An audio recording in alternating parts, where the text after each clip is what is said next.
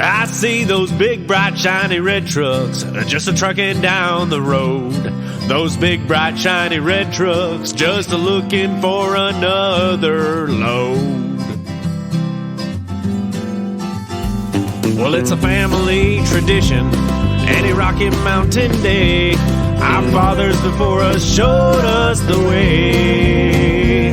We work for asphalt cowboys and concrete kings, but that's never been a problem, cause we got diesel in our veins. We've got diesel in our veins. I see those big, bright, shiny red trucks that just are trucking down the road. Those big, bright, shiny there we go. What's up, JFW family? Welcome back to the Channel 23 podcast. The purpose of this podcast is to reach out and touch the fleet, to engage and inform everyone with all things JFW. Good morning, Brother Jim, Brother Dave, and Super Dave. What's going on, guys? Happy podcast day. Good morning, everybody. Happy podcast day. Hi, everybody. Morning. Podcast up. Oh, I like that. Hey, before you go on, Jam, are we going to have special guests next week? Can we talk about that? Or Well, we could talk about it, but they're not coming. All righty then. Plan B. Can I elaborate? Sure. Yeah, Sure. so I've been trying to get Brenda Alvarez on the show because that's Francisco's wife. Mm-hmm. She's pretty involved. She listens every week. You know, I made the comment she knows more about JFW than some of the people that work here. Yeah. She's pretty shy. Right? Oh. So Francisco, because he's so extroverted and outgoing, I say, hey, I got this idea. What if we have you both on? You know, we've never had a couple on the show. What about that? And he's like, let me see if I could talk her into it. And the mission failed. So, yep. No hard feelings, you know, maybe in the future. But, you know, I would like to have a couple on the show. So if you are a couple and you feel like coming on the show, it's not guaranteed that we'll say yes.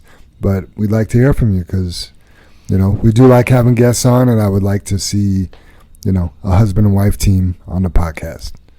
Absolutely. Well, I'm pretty reserved, and I get through the podcast, so I know she can do it. I know they can both do it. They could both do it. I've tried to explain. It's very laid back. We have fun. We could delete things if you don't like it. I don't know. This studio's pretty overwhelming. Well, right now it is. Well, when we first walked in and saw these mics, it was like, what? Yeah, that very first The one. very first time. We got microphones. I got 10 minutes. Right. We had to share one and pass it back and forth. Yeah. It was like an interview, you know, a sports interview where they're moving the microphone to the other person talking. Yeah, we had those little table tripods that were pretty flimsy. Yeah. Right? Yeah. Yeah, the podcast's grown. With the growth came better equipment, and look at us now. Yeah. I just can't wait for the designated studio in a new building. Absolutely. You guys going to change your plans for that? Nope. Same studio as basically this one. I can't wait for that one. we could be outside maybe once in a while. Oh, there you go. That would be. Yeah. Nice. There's room to do that. There's going to be a quaint little conference room downstairs. Sweet. Yeah. Yep. Nice. All right, let's get into the pledge here. I pledge allegiance to the flag of the United States of America and to the republic for which it stands, one nation, under God, indivisible, with liberty and justice for all. All right. Father God, we thank you for the opportunity to go out and do some trucking today. We pray for the safety of our fleet, all of their families, and all the other families and individuals we come across on the road today. We pray for patience in making a good, safe decisions. We pray to be accident-free and that we all make it back to the comfort of our homes this evening. We pray for healing and 100% recovery for all of our family members that are ill. And no matter what, we trust you, God. It's in Jesus' name we pray. Amen. Amen. All right. So Fabio was talking to me the other day, and he said, you know what, Jim? He's like, I really love all this stuff. You could pray all you want, and I like the prayer, but the drivers, they got to be safe. And he's really right. I mean, we used to say that in the interviews, Dave. I don't know if you still do, but the question is, who makes a company safe? And we would get answers, well, it starts at the top, and the leaders or everybody. At the end of the day, we could preach it, we could talk about it, but if the drivers aren't doing it, we're unsafe. Right? I mean, we've had the discussion, I know, like Dave likes to massacre your sayings there, Jam. And What? I'm not any better at it here, but when we've all talked about it, how I remember you've stated it is, God made the worm, God made the bird, but God didn't make the bird go get the worm, right? You have to take care of yourself, and you have to be safe. Same kind of thing, right? Absolutely, yeah. The saying is actually God. I dumbed it down for myself. I love it. I mean, you are right, but the saying, and it actually popped up in my memories the other day, and it's not my quote. They actually had the guy's name, but God feeds all birds, but he doesn't throw the food in its nest, right? And you could take that 100 different ways, but you got to go do it. It's true. Dave likes to tell a story about Janet and some family things that were going on, and you have to go do the thing. Yes. You have to. So here you have to go be safe. You can't just pray to God and not step on the brakes. Well, you can feed a man, give him a fish, right? And feed a man. He eats for one meal. Right. Or you can teach him to fish and he eats for a lifetime. Yeah. Right? Yeah, absolutely. I remember. We need to do to the homeless. We need to teach them Oh how my to fish. gosh. Or build a home, Dave. I don't know if you're homeless. I don't. Or teach them how to work. Yeah. Or get them off drugs. I mean, that's a whole nother Oprah. Dave's like, no, it's this Oprah. I mean, I have about 7 pages here. I'm going to read my closing arguments. Oh, It's gonna, sweet. Can't wait. Yeah. I mean, yeah. Great. I'm so excited. Let's skip to the end. Well, it's funny because Thanksgiving. Brother Jim came in last week and he had a whole book Right. set aside with chapters marked and notes and pages. And I saw a I'm like, it PowerPoint. was intimidating. We got to like closing thoughts and I'm like, damn, I don't have anything. And I kind of wheeled something out there and he was like, he abandoned the book. And I'll just piggyback on he that. jumped on the train. I'm like, that was a pretty good closing thought. Sometimes less is more. yeah. It wasn't the low road. It was the easy road just last week. It's hard. You know what I mean? What you try and plan for this and you do some things, right? It's not hard. You have to roll with it. You start with plan A and by the end you could be on plan D. Yep. Or I like to say you start with plan A and you could be on plan 6 by the end. There you go. Or plan, huh? Right? Well, I should have said this before Super Dave's comment, but as a reminder, anything you hear on today's podcast is not the opinion of JFW's. It's just the 4 men in this room's opinion. Episode 106, it did well. I didn't have high hopes for that one, and we had 731 downloads. Oh, Nice. fantastic. We are at 55.8 thousand total downloads, and man, we are at 221 followers. Thank you for the 2 most recent follows. I should have looked at who those were. Nice. So with Thanksgiving tomorrow, I'm grateful for all the downloads and I'm grateful for the followers, right? Yes, absolutely. Speaking, go ahead. No, I was just going to toss out there, Jam, obviously Rich Trimble, the buddy of mine that we've had on the podcast from Garney before, he asked if we could kind of wean the podcast to a 2-hour even. Because he likes to listen to one all in one day, and he has about an hour drive to work and about an hour drive home. So he would like to knock them out in one day if possible. So We'd all get a lot more work the done. 2 hour and 20-minute ones or whatever. He said they're rough, but he was joking about it. But shout out to Rich. I hope you and Shelly have a good Thanksgiving with the kids, man. Yeah, Happy absolutely. Hey, Thanksgiving, Rich. Rich. Hey, Shelly. Because it's Thanksgiving, I just want to throw this announcement out there. Walmart is giving away free turkeys to anybody that can outrun security. I was so busy looking at Dave, I missed the punchline, Jam, because I was going to tell Dave this is Jam's jokes. I said Walmart's giving away free turkeys to anyone who could outrun their security. Well, you guys know what smells best on Thanksgiving. Turkey cooking. Your nose.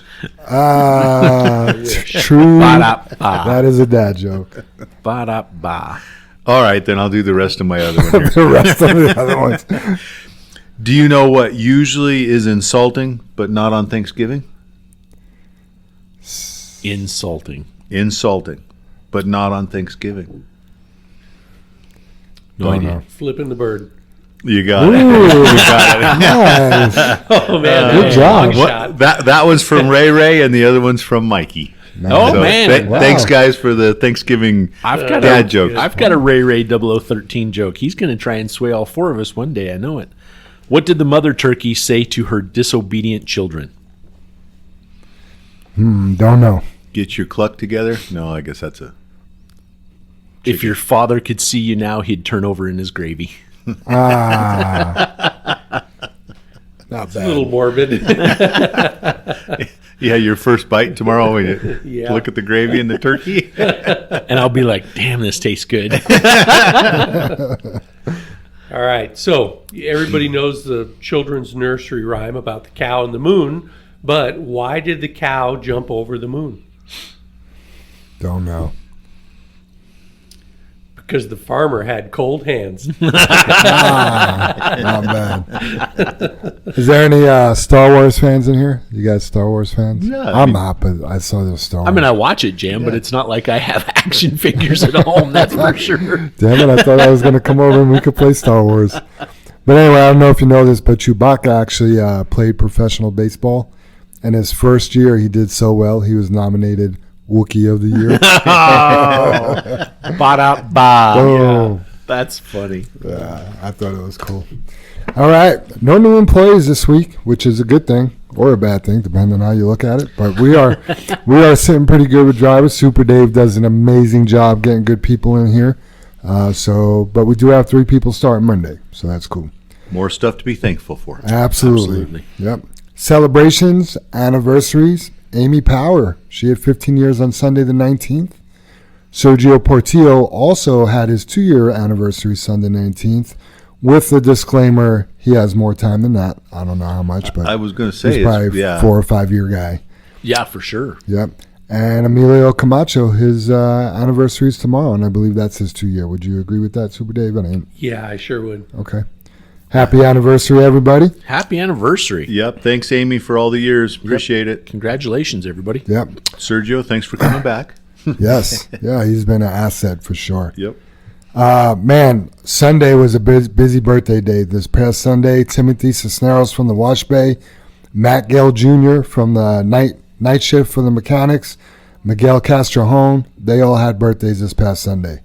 Happy birthday. Yep. Big Sunday day. Yep. So James that's the 18th, Jim? Because Holly's was the 17th. No, Sunday was the 19th. Or this- The 19th, I believe, was Sunday. oh, Sunday. I'm Yep. thinking Saturday or Friday was the 17th for Holly. Yep. Happy birthday. James Gallegos, he had a birthday this past Monday. Steve Jackson, his birthday is tomorrow. And then Omar Santa Cruz, he has a birthday this Saturday the 25th. You know what all those birthdays stem from, right? Sex. Valentine's Day. There you go. Those are all Valentine's Day babies. Gotcha. Good math there, Brother Yeah. Dave. Don't tell me somebody don't get lucky on Valentine's Day. Oh. Family birthday celebrations. We got Samir DePriest. That is Paul DePriest's son. He is turning 9 years old this week. And then Fierce Claire, which is Frank's daughter, I'm assuming, with the name Fierce. She'll be 16 this week. If Fierce is a boy, I do apologize. Happy birthday, everybody. Absolutely. Happy Happy birthday, birthday. Yep. Got some good shout outs this week. Tracy Holloway wants to give a big shout out to Ryan Emmerling on Sunday for running cores. He was very understanding and willing to help out with whatever I needed. The cam was running very slow, and he was willing to stay late if needed to leave Charlie in good shape for the night. Thank you, Ryan. Good job, Ryan. Yeah, I good. like that. Thanks, Ryan. Big empty. Big hungry, big hungry. empty. Yeah. I need to throw a shout out to him and Chili Dog. Do now it. Now that I think about it. What's Jam, holding you back? I kind of spaced it out. That's what's holding me back, and I forgot about it. So those two kind of ran an extra special mission for us last week. They sure did. Randy, that used to work here, right, in dispatch, called, had a couple loads that were out of town, and it was just an unusual thing. We're able to hook it up, put it together, add a backhaul to it, but we loaded clear down in southern Colorado. It went out to Tulsa, Oklahoma. Coincidentally, Veronica's trailer that was ran into several weeks ago, we couldn't get the parts for. There was nobody that would pick them up. And when they pick them up, they charge us extra because they're like 8 feet long. But it doesn't weigh anything, but it's like a special LTL load. So we had both of them run down there, pick up aluminum trailer parts, some cross members, a fender, a tail section. Him and Chili Dog had to drive 2 hours out of their way, get that. Oswaldo was able to snag a couple loads of salt back home to Pueblo. So every time they loaded, they had to unload the aluminum parts, throw it back on top of the load, go deliver in Pueblo, unload the aluminum parts, dump, reload, and then of course from there, because it was supposed to be a 2 overnight trip, and I think it wound up being a 3 overnight trip and 3.5 days, and just longer than we promised. So I guess all the extra work, because then they left Pueblo because it was early enough in the day. Of course, we sent them to Fairplay instead of just coming straight home from Pueblo. You just connected everything, right? Connected all the dots, and they were just good sports about it and took care of it. And I mean, they wound up loading and unloading that darn aluminum, the parts we needed for Veronica's trailer, until they made it all the way back to La Pan. Wow. You know what I mean? So I think they loaded and unloaded that like three times, if I'm not mistaken. So anyway, thank you guys, man. You make it look easy. You know, they were gone out of town 3.5 days, and it was just no effort on our end because they're so good at doing that. Yeah, so that's awesome. Man, they helped the house out. They helped themselves out, helped the company out. It was win-win. great. Yeah, you guys are impressive. Make it look easy. Thanks, guys. I was going to say, Jam, though, when you said what's holding you back, arson. Arson charges. Arson charges. Okay, that's an inside story we'll discuss in another episode. With your closing. Closing arguments, right? Well, I mean, that doesn't necessarily have to do with homeless on my closing arguments, but it does. It's all tied to it. All right. Linda wants to give a shout out to 0051 Ernesto Castro. She says, I was behind 0051 this morning on Highway 85. He needed to change lanes from 88th exit, only lane into traffic lane. He waited 4 to 5 signals, then made his move. Nice to see the vehicle in front of me slow down a touch to make room to let him in. I'm sure it was because he gave the driver enough time to notice his intent with the signal on for 4 to 5 blinks. He then moved from the right lane to the middle lane again, signaled for 4 to 5 blinks. Smooth transition into the middle lane. Very nice to see our drivers doing things right out there. Thank you, Ernesto. Yeah, good That's job. great. Yeah, way to go. I love when we have new people that get these, recognition. Like, Right. Here's a guy been here maybe 30 days, less than 45 for sure, and he's already out there doing it the right way. Shout out to Tommy also. Tommy, is it Trujillo? Trujillo, Yeah, Tommy boy. He got a complaint call the other day and for aggressive driving, and I pull up the video, and he was doing a fine job. So it's just like, it's nice to pull something up and like, wow, his following distance is great. His stopping distance is great. You know, I mean, I just didn't see anything wrong with it. But hey, sometimes public perception makes us look a certain way. But nice job, Tommy, for doing it right. Yeah. Yeah, because I was going to mention about the turn signal, Jam, and going home last night, me and Dave were going home, and we just got to joking about the turn signal. Usually when you turn it on, and there's probably that guy that called in on, like you're saying, but usually when you turn that turn signal on, somebody lets you in. It's amazing how it works. Yeah. But if you're just pulling up there and giving the 2 blinks and expect somebody to do something, Yeah, it's not going to happen. it's not going to happen. You need to turn it on and Yeah. let everybody know, hey, hello, Yeah. I'm going to need a Yeah, work. and maybe you didn't get over as fast as what you wanted, but But you got do- over. Yeah. You know, if the 4 to 5 blinks don't work, a little trailer shake usually slows people. Oh, yeah. I'm just. I mean, I like to rub up against them a little bit. Yeah, Throw I some lug nut twist on them. I was going to kid on this one too. 4 to 5 blinks on the 6th. He came over. Wow. Fabio It's a wants. rough crowd today. Yeah, I'm having fun. I actually got this call. I've been staying away from these Coltrane drinks that you brought in, Jim, but just because they're full of sugar, but I need it. So Yeah. Well, we need to read the back of it at some point, Jam. I want me to read it now. Sure. Okay. Sure. Yeah, it's a good spot for it. So Jim somehow managed to find these energy drinks called the Coltrane. Coltrane Energy was started by a group of guys in Missouri. It's really hard to read. Doing utility construction and trucking who were looking for something different. Sorry, I'm butchering this. Something that aligned more with who they were and what America is. We love this country and what it stands for, So if you're out there digging holes, picking corn, rolling down the big road, up to your elbows in grease, sitting in a deer stand, holding the blue line, representing the thin red line, or protecting our freedoms, home, our freedoms home, or abroad to make all this possible, we thank you and God bless. Grab a coal train and roll a little coal with us. Sorry, that green with the silver and the light is just... Well, and you can't tip it since you opened it, right? Obviously, Jim, that is hard to read. So You got the gist of it. Yeah. It sounded cool. Yeah. it is very cool. I mean, that's a good hardcore group of Republicans right there. I could go spend a weekend at their place. That ain't no Starbucks, Jim. Oh, shit. It's your pinkety dinkety. The thing is, I think when I looked at that drink, though, Jam, I think they just fill it full of sugar and then pour some water in, and that's the drink. I thought it was like white cider vinegar or something. Yeah, because the rest of the can is Coltrane, but it's diesel number 2. It should be sugar number 2. Yeah, right? diesel number 2 energy. It says Midwest space. It should be sugar And at based. the bottom it says proven to cause cancer in the state of California. Yay. They'll change that soon. Proven to cause cancer in California and Colorado. Fabio wants to give a shout out to JR. He says I made some mistakes and JR was very friendly and respectful, and that was what nice. I feel welcome here and everything. Thank you for helping me get better. I love that. That just really, to me, for somebody to come in here and we get a lot of drivers that come here and they're used to, if you make a mistake, you get yelled at. Typically we don't yell at people here. Occasionally we do, but most of the time we don't. We keep our cool. We address them out of there's no reason to get excited. We want to coach somebody up and the information to be received.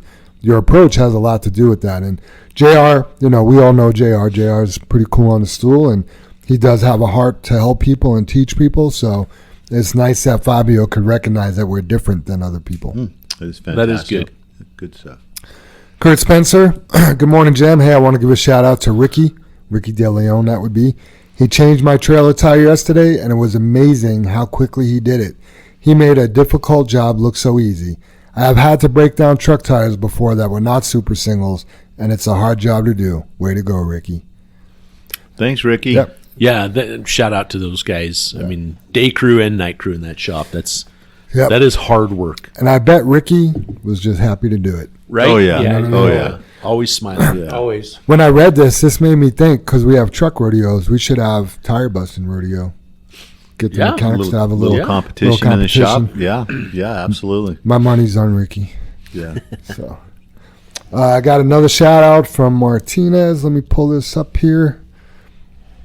Hey, good morning, Jam. On today's podcast, I want to give a shout out to Troy Hunt, the man, the myth, the legend. The cowboy. Not the Omega, because that would offend Dan Hawk, but for keeping my truck clean while I was gone. Wait, can you explain that a little bit? The Omega? Yeah. Yeah, I don't. I'm not privileged. I don't know. I know the Alpha is the beginning and the Omega is the end. Right. Yeah. Yeah. God is the Alpha and Omega, but yeah, I don't know. He calls Dan Hawk the Omega. So, Huh. Yep, we don't want to offend Dan Hawk. No. Thought we had a disclaimer for that. I thought he's violent. Anyway, hope the Fam Bam has a good Thanksgiving. For now, let's kick the tires and light the fires. Bam Bam out. Nice. right. Very cool. Yeah, thank you. I want to give a shout out to Canelo, Oswaldo, all the names that he has. He's been on a pretty strict fitness program, and he's getting some results, and I've been watching him do it, and it ain't easy. The food part's hard. Anybody go to the gym. Yeah, food part. Can they? Anybody with the heart to do it can go. Walking in is easy, but changing your habits in the kitchen's hard, and I've been sending Canelo that food program on, and I'm looking at some of those diets that I've done, and I know the pain. But this morning he's like, damn it, he's like, my pants keep falling down, and I'm in between holes. Like, I can't go to the next hole because it's too high, but this one's too loose. Nice. So- That's a good feeling. That's awesome. Yeah. Good job, Canelo. Yeah, Yeah, good job. I buddy. got to say, I was talking to Casey the other day, and he's yeah. been losing some pounds. Too. Yeah. I think like 40 pounds. Yep. And he says, I've even had to poke extra holes in my belt. And Yeah. I said, look at mine. I got like 5 extra holes in Yeah. mine because I've lost so much weight over that Good problems. stomach thing. That is awesome. Good stuff. You guys got any shout outs? Yeah, I got a couple. They're kind of outside our circle here. A couple people I was thinking about. One is Dave Adams, and we've talked about it on the podcast. But the gentleman that hit Veronica, didn't have insurance and stuff like that, and we reached out to. He's become I might as well say a family friend or a team member friend. Yeah, definitely a team member for sure. Yeah, absolutely. So Dave Adams, he does small case law. He's a pilot. Dave Adams Law, right? Yeah, Dave Adams Law. Yeah, he's actually a pilot for United and became an attorney on the side and practiced law and stuff. And, if anybody has a situation, he's willing to help and stuff, and he's reasonable. And, we reached out to him for in Veronica's case, and he gave us a lot of pointers on what we could do. So, thank you, Dave. Appreciate that. And then the other one that I was thinking. Can I interrupt? Yeah, go. He's all about representing the good guy. Oh, yeah. And like small business is one of his like niches. Like he likes to help the small businesses who get jacked over. Yeah, absolutely. Become made whole again. Yeah, truly. And he wants truth and justice. Yes. Right? Yes. Not how much money can I make? Right. Who can I screw in this deal? Yes. Yeah. Right? Yeah, absolutely. And that was kind of his counterpart, and it made me think about it, is Mick Walker, family attorney. We tell the story that he came in here and was a family coach and changed JFW for the best in so many ways. And I just happened to be thinking about him because he came and spoke and did Mom's Celebration of Life, and it just popped in my mind, with Thanksgiving tomorrow. So he rocked the eulogy. Yeah, absolutely. So thanks for both those guys, and they're just outside, our circles a little bit. And then I just wanted to mention, and I'm sure closing arguments here and stuff that we'll come up with, but final thoughts for the record. Little thoughts, but just being thankful, and I am so thankful for everybody. And I guess the shout outs is when I looked up being thankful, trying to put some final thoughts together for today.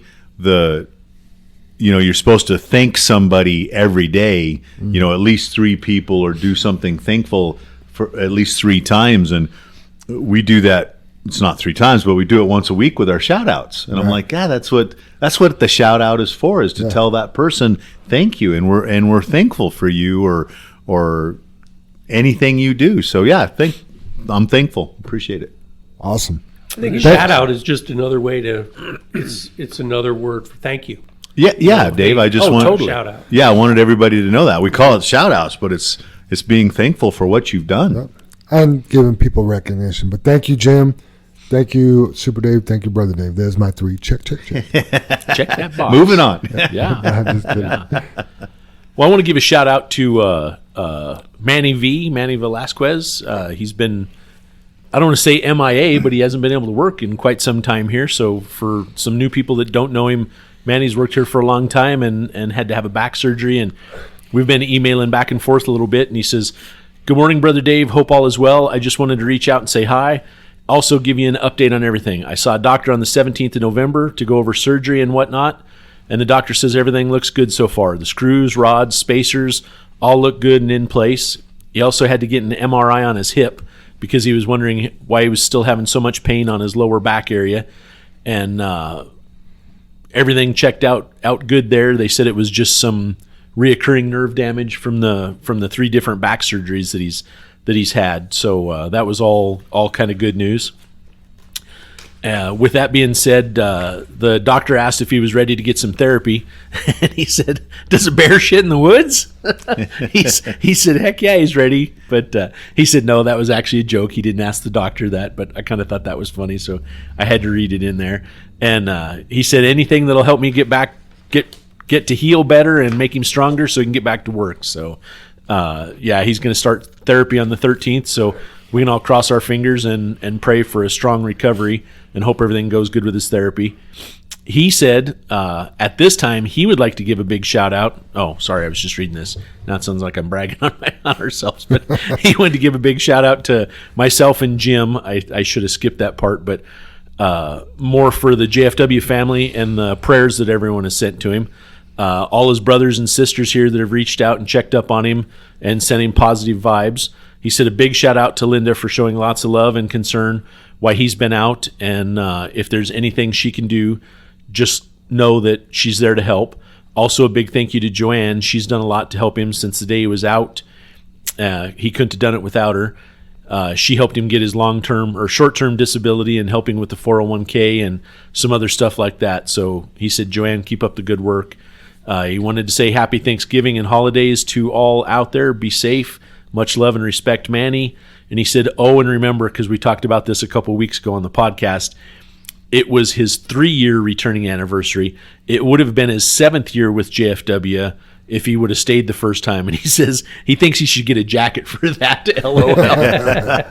And he said, can you believe it, Brother Dave? Since I started with JFW, I've driven Freightliners, Pete's, Kenworths, 0039, 0041, 0018, 0028, 0063, and 008, all accident-free. Praise God. Let's see what truck I get when I return in February. Praise God. Right? Isn't that awesome? Absolutely. I thought that was Absolutely. a great report, Yes. Manny. I hope you're doing That's well. awesome. Continue on the high road, and you'll have the high road to success. So looking forward to having you back. Yeah, wish you the best, Manny. Hopefully you can be back soon. You know, like you're planning on being. Hope that I want goes to well. say something about that too.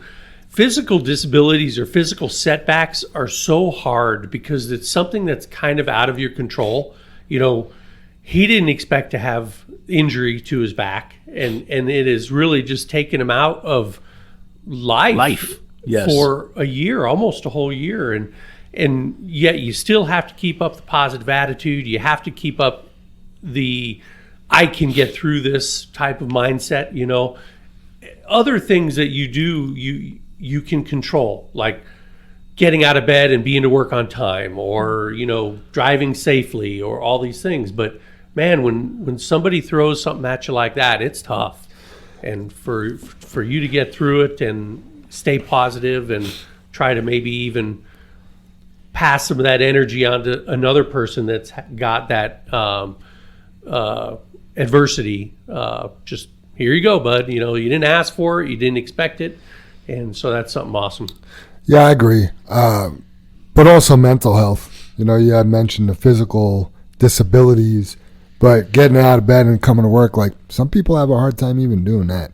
You know what I mean? And I don't mean because they're hungover or, they just don't. Controllable. Yeah, they don't like to work, but For some, it isn't, Dave. Yes. Yeah. So it just made me think right away. When you see somebody with a back injury, and I'm not taking away from Manny because what you said is beautiful, right? But you see somebody with a broken back or a broken neck or a broken leg, you don't tell them, just get on over to work. You know what I mean? But when people have these mental health issues that are like debilitating, I know it's hard for the men in this room, including myself, to try to wrap your head about, I can't get up and go to work because I'm in that much pain. You know what I mean? So my heart goes out to those people as well. Speaking of Manny V, I'm waiting for him and Felipe, his son, to come in because Felipe gave me, through Manny, a football card of him. Oh, nice. Yeah. And I've been waiting for a long time now to see him so he could sign the card so I could have his signature this way. Oh, very cool. When he makes it to the big time, I'll have like the first signed Felipe card come out. Yeah, very cool. The collectors, the very first one, Yeah. right? Yep. Soup, you got any shout-outs? No. No? Don't like nobody. Well, ST, this first subject is yours, and it's about tow hooks. So this is something we do talk about occasionally, not regularly like we do tires or tarps and things like this, but there was a tool bag. Everybody knows that we do give tool bags out to people. When people get in a new truck, we usually take the old bag in and give them a new one, and then recycle some of the tools that we can reuse. But this bag was just sitting on the shop floor next to the staircase, and it looked like a brand new bag. I'll tell you, it had like literally everything in it, even the hammer. Right. And man, when do you see a hammer in a tool bag? The hammer had the plastic over it. So, yeah. But anyway, the smoking gun in this tool bag, everybody, was was the tow hook complete with both pins. And all I thought was, there's a truck out there that does not have a tow hook. This is like a game of Clue, right? But the trucking version, like, I think it happened in the shop. I think they used the tow hook in the bag of tools. What is 0013. what is You know what I mean? what is a tow hookless truck? Well, It's my final answer. it's going to bite that driver at some point. Right. And Well, it's going to bite us. Yeah. right. It's going to bite the shop. It's going to bite everybody. But I would like to use this as a heads up, and for just to throw it out there, everybody, please check your tow hooks. You only need one. That's something else that we're going to talk about too. How to properly use that tow hook. Make sure that it fits, because the Kenworths are longer, I think, and the Peterbilts are shorter, and there's a different attachment sequence for it. Right. So the Freightliners and the Western Stars should be on a bracket underneath the hood next to the passenger side tire on the frame. So check there if you're driving a Freightliner or a Western Star. Make sure your tow hooks are secured in that bracket. Yeah. The Pete's and the Kenworths, not only make sure it's the proper hook, it fits in the receptacle on the frame of the truck, but you also need your pins. Won't work unless you have the hook secured properly. So everybody, please check that. Winter weather comes with moisture, comes with soft ground. Snow on the side of the road. Snow on the side of the road. Yeah, I mean, people are going to need those hooks. And boy, I'll tell you, be a Boy Scout. Make sure you have all the tools that you need to get the job done. Yeah, that's something every truck should have. Chris England had a good idea. It's a little bit sad though. He's like, all the safety directors at everybody with the company pickup truck should have tow hooks for all three trucks. Yeah. And it's like, that makes sense, but we wouldn't have to have them if. You had it in the truck. Yeah. Yeah. Yeah, it's just Agreed. like registration or a fire extinguisher or your Triangles. flares. It's on Yes. your pre and post trip sheet. Yeah, I mean it should. I mean it. Kind of what you're saying, Dave, is it should have never end up in the tool bag. Right. I mean, Somebody used it and then didn't put it back where it Yeah, belongs. right. Yeah, it's just shouldn't be there. Did you get that email on the license plate? Yeah, Last night? He Okay. answered it. yeah, that was the one. I'd have to go look, but I'm pretty sure that's the one JR asked me to get also, 25 and 17. Okay. So I knew about it before John sent Okay. that, but I did order 2 yesterday. Okay. I can relook at the numbers, but yeah. Okay. All right. I think this is one of the brothers. Windows, back window, and mirrors. That was on one of your hearts. Should we flip for it, Dave? It's all you, man. You brought it up. One brain, 2 hearts. And short on change for flipping. What's short on what? Change for flipping. Oh, I would be willing to bet all of us have a coin we can lay on the table right here. Do we? Is that a Do we? test? Yeah. I'll tell you guys, when I'm picking football games and I can't, because they're so close to call, out comes the leadership coin, and heads gets the winner. That's 4. That's 4. Nice. I still technically owe $5 to the piggy bank. This just sucks because I'll go to the gym, I empty my pockets, and then it stays in my bag, my backpack, and then I got called out the last time. So, but hey, rules are the rules. I owe $5. Yep. So back to the windows, you guys. Just this time of year, not that it doesn't happen during the summer and stuff like that, but the film, dirt, rain, snow, whatever, slush, whatever you might have on the road as you're driving. Road film really covers the mirrors. The back window especially. Obviously, the front window, you can run your wipers, that kind of stuff. But it's just important that back window. That's what I noticed a few trucks going out the other morning, that you couldn't even see out the back window. And if you're leaving here in the morning and the time with the time change and stuff, you might be dumping your last load in the dark. You're definitely dumping your first load in the dark probably. Unless you're running fair play or something like that. But anyway, got to be looking out that back window. And if you can't see out that back window, it's not doing you any good if it's dirty. So please clean the windows. We had this morning, Jan went through the trucks that he thought left the south side, but We had somebody that left with the fuel cap off, or that's what it looked like. Definitely dripped fuel out the driveway.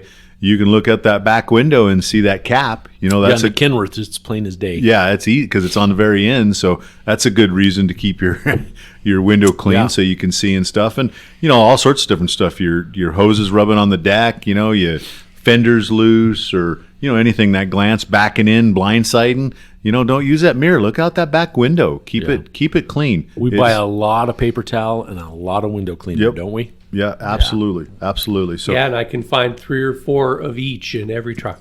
Right. But no tow hook in one truck. Yeah. Missing that. So yeah, everybody, important to keep your windows clean, and then please be careful. You have a step on the side of that truck. Use it. Don't jump off the frame when you're done.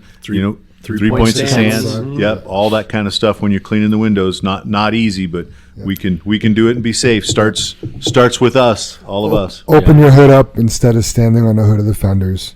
Yeah. Yeah, I've had that before too, haven't we, Jam? Yeah, all the stuff. We're praying for you, but it's up to you. Yeah.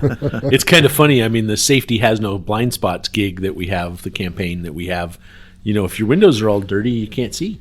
Mm-hmm. Right? That's a huge blind spot. Blind spot, yeah. Yeah, we were just talking about window tint this morning, that sometimes it's so dark we got to roll our windows down to make a turn. Yeah. Yeah, and we still, we talk about that all the time. If you're backing up or doing anything, roll those windows down. Yeah. I guess my point is, if your windows are so dirty that you got to roll them down and see, you need to clean them. Yeah, right. Absolutely. Absolutely. Yeah, same for that mirror though too. I mean, Yes. I don't even know if I mentioned the mirrors. Right. Clean those mirrors, wipe those mirrors. Yeah, all of them, the spot You mirrors. did. the hood And I'll mirrors. tell you what, when it's a crappy winter day, 1 round and your windows and mirrors are dirty. Oh, you Yeah. have to clean them every round. Yeah. Oh, Yeah. it's When terrible. there's That mag chloride is just terrible. Invest in one of those little squeegees. They got those little, half squeegees, whatever, and those make cleaning your windows easy and quick. Yeah. Fast, yeah. I used to actually use regular old washer fluid, and I would have a squirt bottle, that in a squeegee. Boom. It's perfect, Man, you were prepared. and it's so fast. Yep. Yeah, I don't know if it's true. I need to try it, but and everything on the internet's true, right, you guys? Oh, yeah. But they were showing a detail trick that works really well for cleaning the windows and everything. But the old school Pledge, that's a good window cleaner supposedly. Pledge? I would think that would leave a film. at Exactly. first thought, yeah. But it does, Dave, but it doesn't smear according to the internet or this guy. But it does leave a little bit of coating that beads the water off too. I mean, isn't it oil? When you do your furniture, right? So Yeah. I don't know. Somebody test it for me, or I'll test it. I was going to say, I'll meet you at the Denali. Maybe not. Yeah. I was going to bring that up because I got the privilege to drive that yesterday and this morning, and I What was do you pretty think? impressed. But I didn't notice it has on the display on it, Jim, the following distance. But here's the deal: it only comes up under 2 seconds.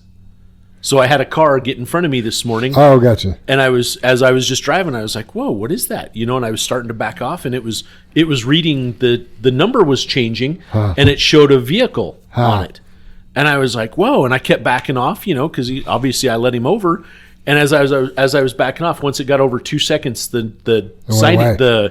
everything went away. I was like, "Oh." Sounds like you got So then Samsara. Then I turned on my high beams and I rolled up on the dude Because you could with the because I could, because you had a man truck now. got a little more horsepower.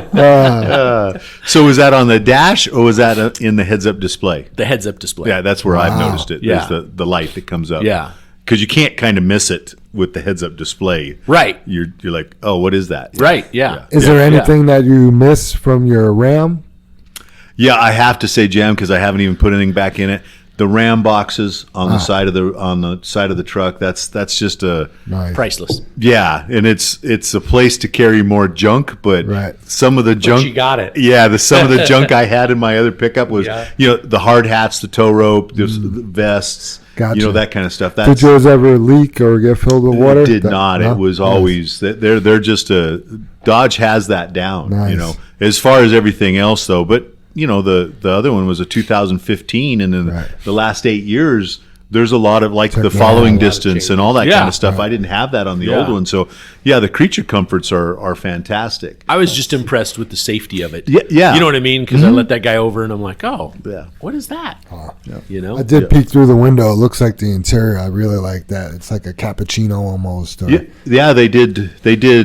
I don't know. I'd like to know what the thoughts are when you design a pickup or a car, or how that whole process works, because to me, it's got so many textures in it that's attractive. It's got, the brown, the cappuccino, like you called it. It's got some chrome. It's got some wood in it. It's got some Flat black. there's just a the lot. textures. It's like, wow, somebody.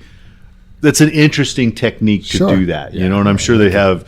An interior designer was they- involved. Exactly. in that Yeah, you pickup did. Yeah. Versus just some car dude that's like, hey, let's make everything black. Right. Yeah. But I bet you So they a woman designed it. Yeah, I exactly. bet you they get input from owners as well. You know, You'd hopefully, I mean, I know me and Dave talked about it because it's got the brake controller on it for towing, and I think on my pickup, my old pickup, it was up here under your left hand under the steering wheel, but they've moved it so it's on the console. So basically, if your hand's on the console, you could work the brake. your the brake right hand or your left hand. Right hand, Dave. Oh, I mean, center it's in the center console. Your hand sits on the brake controller. Oh, Like, that's cool. Yeah, like I guess if I don't know, we just talked about it, that you could adjust it or bump it if you needed. If there was a problem with the trailer, you could hit the brakes. I guess. Very easy. Or if it's does it stay where you adjusted it to? Yeah. Oh, so Yeah, like you if can you're dial it up. stopping and your trailer is skidding, you could turn. Yeah, it you down can a get little to bit. it quickly. It's not looking at the dashboard or adjusting it. That's Nice. I think that's That's driver's feedback. Yeah, exactly. Yeah, owner's feedback. Yeah, Very absolutely. Absolutely. So it's not like the government. It does care about us. Well, hopefully, yeah. I mean, but the government, maybe the government's looked at all our crashes and go, "Will you move that?" I don't know, Right? Dave, right? Government's not selling cars. Yeah. Hey, I got a call from Tommy Trujillo the other day, and it was weird because I just gave him a shout out for getting called in on, but doing it the right way. We had a conversation about something completely different, and he's like, "Hey, by the way, I wanted to mention that." Actually, I called him for his one-on-one. I wanted to mention Samsara has been making me a better driver. So Awesome. Samsara wins again. The cameras, the coaching wins again. That's a guy that he's been. He's got end dump experience. He's driven for other companies, and here he is at JFW becoming a better driver. And appreciating it, Right? not fighting it, not bucking it. You know what I Right. mean? So good job. Again, Wait a minute. Tommy. Here's a tool that's going to make me better. Yeah, I don't should want use it. that. I don't want that. Yeah. We're good. Yeah, kind of reminds me, since you mentioned Samsara here, Jam. I don't know, was it on last week's? I guess I'll stick my foot in my mouth.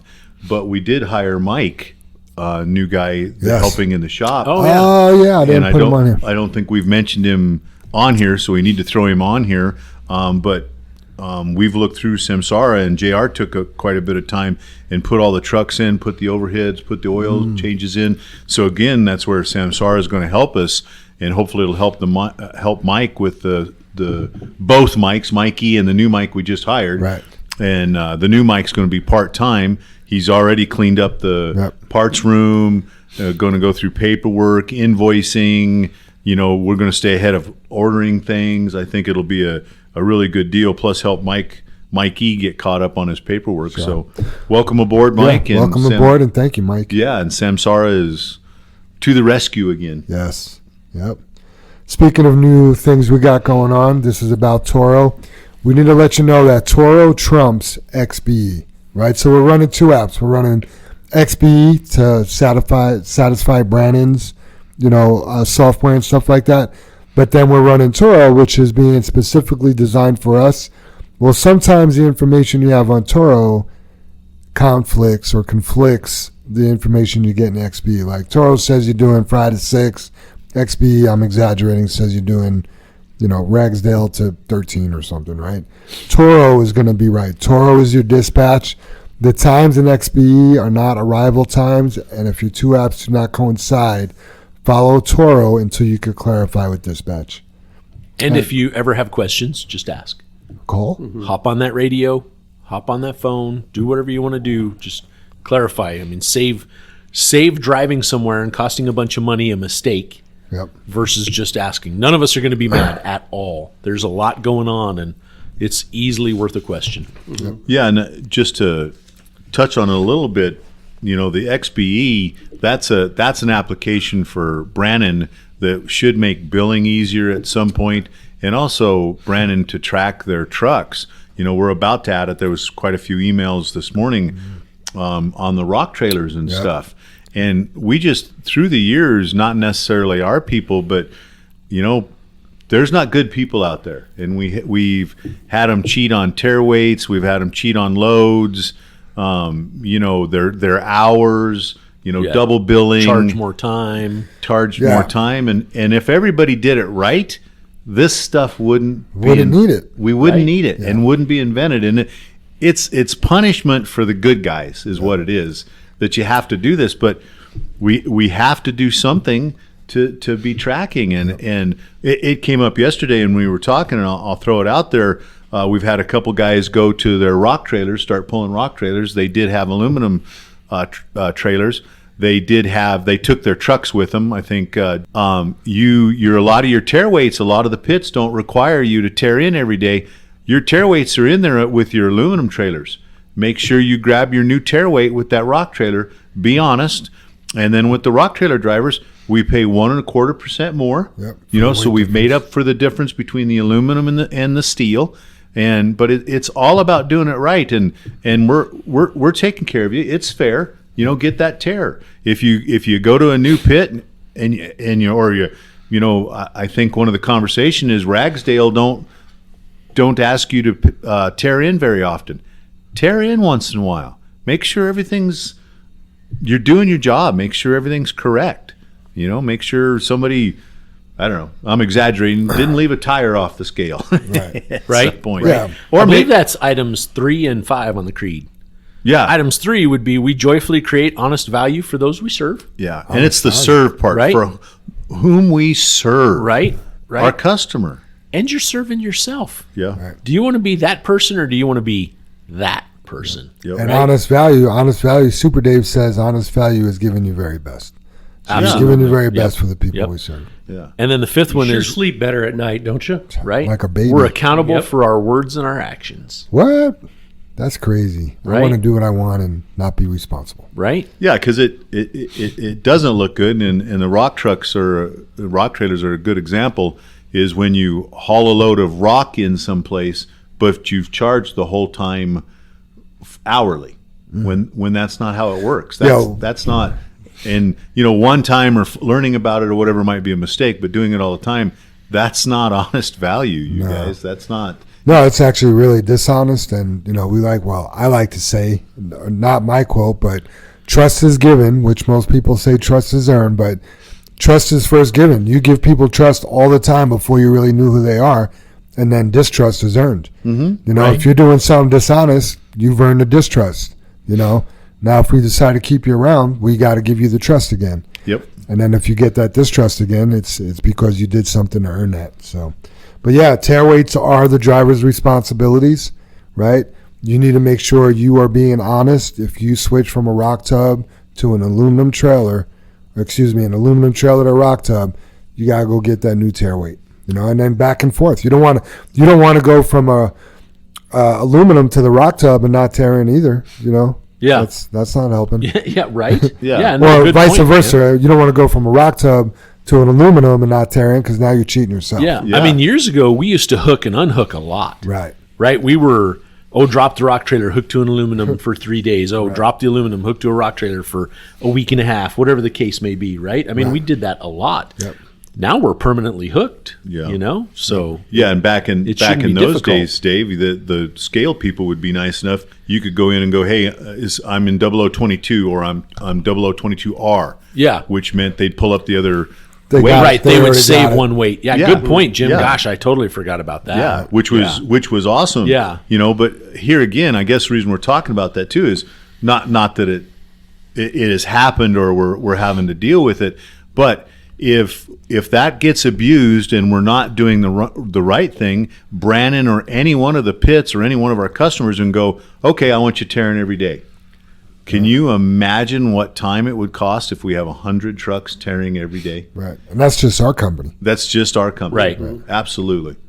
Absolutely. But you abuse it, you guys, and somebody's going to do something about it. Yep. You got to. And just for the record, of course, most of the people are doing it right. Oh yeah. Oh, yeah. Yeah. But it's the few that ruin Like it they for say, it everybody. always takes one. it works. It only takes one. Yeah. Yep. And think about it, you guys, too. When somebody wrongs you and then they regret it and then they try to make it right, do they ever really 100% earn your trust back? I don't think so, Dave. It's sure hard, Because isn't it? you always Dave? got it in the back of your mind. Yeah. This guy screwed me up. Yeah, and lately, I mean, we talked about it on the podcast. I just talked about it. Had a conversation with Holly this weekend, and that motorcycle guy that flew up here from Colorado Springs. He ended his kind of thing as, okay, everybody talk to me, roast me on my what if, and I just lately I'm stuck on looking at everything on what if. What if we don't do this? What if we don't do that? And like tearing in. Well, if we don't do it the right thing, the what if is they start making us tear every day. Mm-hmm. Or here's when, God forbid, Brandon just fire us. Just gets pissed off and fires Can't trust us. you. Yeah, Right. can't trust you because you said it, Dave. Once that trust is done, would they ever really trust us again? Nope. Well, and here's the hard part. That driver is a reflection of us. Right. Period. Yeah. Totally. They're trusting us to trust our people. Yes. Yeah. Yep. And we've had to and we're going to get to this later, we've had to get rid of some of our people because we don't trust them. Yeah. And not that I want to correct you, Jim. It's we gave them trust in it, and it's not like we didn't trust them. You can't. Right. It's just done. It's not worth the risk. Yeah. So. Yeah. All right. We have a 5 a.m. start unless you're told otherwise on Paycom. So all of a sudden, we got a couple people thinking the start time is 6. It is not unless it goes out on Paycom that we have a later start. Otherwise, 5 a.m. If you don't get a dispatch, be here at 5. Yeah, absolutely, and it'll change. It's that time of year, Yep. So pay attention to your Toro, your could dispatch. be 5, could be 6, Yep. could be 7, could be stay Yeah, home. your announcements, all that kind of stuff. Yep. Toro, not XBE. On Monday, a guy saw a 6 a.m. start, but that's on XBE. It meant to be at the pit at 6 a.m. Yeah. Right. They don't know what our start times are. That's Brandon's app. Yep. So Toro.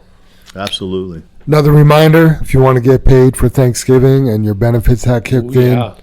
Yeah, if you want to get paid, you got benefits here. That's when your paid holidays start.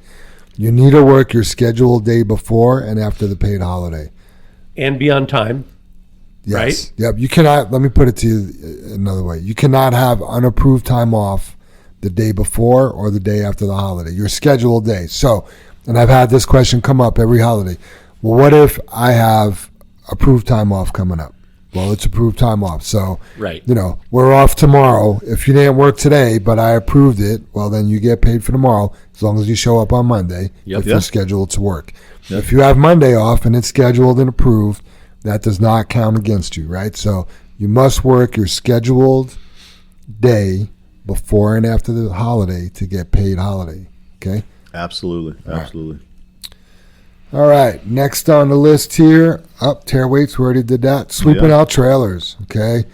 We had a couple safety directors jump in trucks yesterday, and to their surprise, they got into some trailers that were dirty, right? At the end of the day, doesn't matter what your day looked like. You could have swept out your trailer all day long, switching in between materials.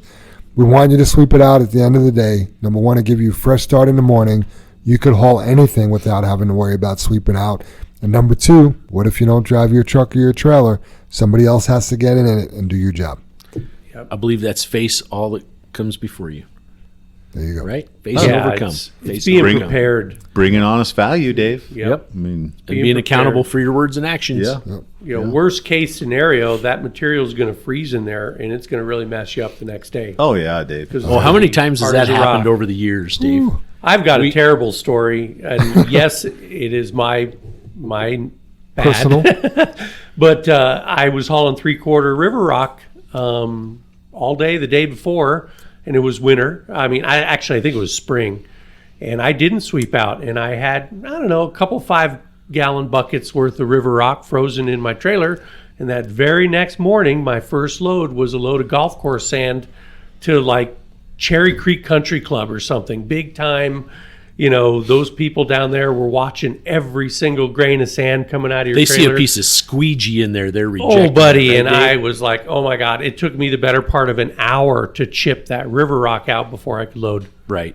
And And it would have man, taken I could have it just would have taken swept it 10 out. minutes the day Uh-huh. before, right, Dave? Yep. Because Yeah. it was frozen solid.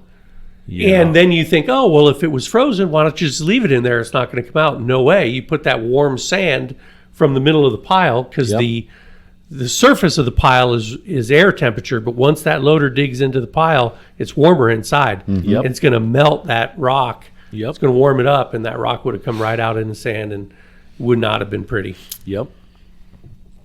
So learn from Yeah. experience. Yeah, and our experience again, Dave. I know you talk about golf course sand, and I don't know if everybody is aware of that, but the big deal, you top dress the golf course, or you top dress the greens is what they call it. So they put a small amount of sand, and they top it and they dress it. That's the reason the top dressing and stuff like that. But then they sent these mowers out to mow the greens, which is a very short cut of grass is what we're leading up to. That rock chips a mower blade. Well, that's not my Sears special with one blade where I take my grinder and knock the chip out. It's a mower head with usually 5 or 6 blades on the one mower head that's hydraulically driven. And once that's chipped, that's trashed. And we've had to pay for mower heads before, and I don't know, $1,500, $2,000 for a mower head. Because there's several heads on there. Exactly, Yeah. and our fault. And guess what? You can't replace one, Nope. right? No, You have to replace all of them on the mower. Yep. Otherwise, Because you they're- have a weird stripe. Yeah, 'cause they're there's- different There's sharpnesses. usually Yeah, 5 you're to not- 7 or 9 heads on the mowers. Yep. Yeah. So it's not. Because that's the what if again. Okay. What if you leave that rock in there and you dump that load of sand? That's the story you're telling, Dave. Well, the what if is we just jacked up a mower. Yeah. We didn't bring honest value. We didn't do our jobs. We weren't the best. Yeah, and we're getting into that time of year. It's really getting scary because we'll be starting to haul salt. Yep. Salt and squeegee, and we've hauled a lot this year already. You really have. Yeah. Throughout the summer. I Yeah, mean, and their fall fill program, they kind of kicked butt. We've moved a lot of salt year to date already. And, the story goes back. There was a company here in town called Rockla, and they make concrete railroad ties, right? Huge business, because the railroad ties will last 50 years, where the old wood creosote ones, they needed to be replaced every 20, 25 years, right? And the concrete is so much better. Well, the company that was delivering over there, I won't mention any names, but the company that was delivering over there had a contaminated load that went in, and they made about, 150 railroad ties that just had salt all throughout it. And they had to throw away all of those concrete railroad ties. And we've used this analogy in the years past on this, or in the days past on this podcast. But what if we deliver a contaminated load that has salt in it, and that goes in a load of concrete somewhere that's going on a bridge deck? What if it was going on the bridge deck on all of these 270 replacements that have just happened, and that concrete is no good? It doesn't make strength because of the salt that's in it. Whose fault is that? And Lord knows we need that bridge to last 60, 70 years. Yeah, right? Because they don't replace them. Right, we're not getting back to it. So we have to help them. They're still not quite as good as they were when they were new in 1969. Factual date there, just so everybody knows. Yep. All right. Also, something we've talked about before is propping open your tailgates. Okay, this is the time of the year. Honestly, I would just do it every day until the spring. Yeah. Make it part of your procedure. Have you it. park that truck, pop your tailgate latches open, pull your tailgate up, shut your tailgate latches, and then rest it on the top of your tailgate latches. We had a guy just pop his tailgate latches the other day and just leave his tailgate down. That doesn't do anything. The reason we want you to do that is you don't want your seal on your tailgate to freeze to the actual tailgate, your tailgate seal. That pulls out, you're going to be spilling your load on the ground. Yeah, and we're supposed to get weather this weekend, right? Over the 4-day weekend. Friday, Saturday. And Do we want to place any bets that we'll have one on Monday that's frozen closed? Oh, no, it would be a bad bet because there will be. There'll be a couple. Hopefully, it's the truck without the tow hook, and We can kill two birds with one Because I stone. believe when we all come to work on Monday morning, it's going to be about 20 degrees or even lower. Yeah. Yeah. Can't remember who it was. They were talking to me about Highway 85. I think it was Kendrick. But trucks are still going pretty quick on Highway 85. That is a really dangerous highway. It's one of my most hated highways to drive in the state. That 285, and what was the other one? That other 2-lane, is it 287 or no? 285. Oh, any of those 2 lanes suck, basically. Yeah. So Hey, Brother Dave, I think you were telling me that they have approved overpasses on Highway 85. Do you Yes. know any more about that? I mean, nothing more's come of it, but yeah, they're the fix for Highway 85 with all the intersections there where they've had so many people injured or hurt or killed. Yeah, so I definitely know 120th, 112th. I think 112th plain out goes away. yeah. I think 120th will have an exit, but yeah, they will be, I'm going to call them bridges over those intersections. Awesome. So it'll be kind of just like Highway 7. Yeah. You know, obviously Highway at the 7 roundabout. works. Yeah. Yeah.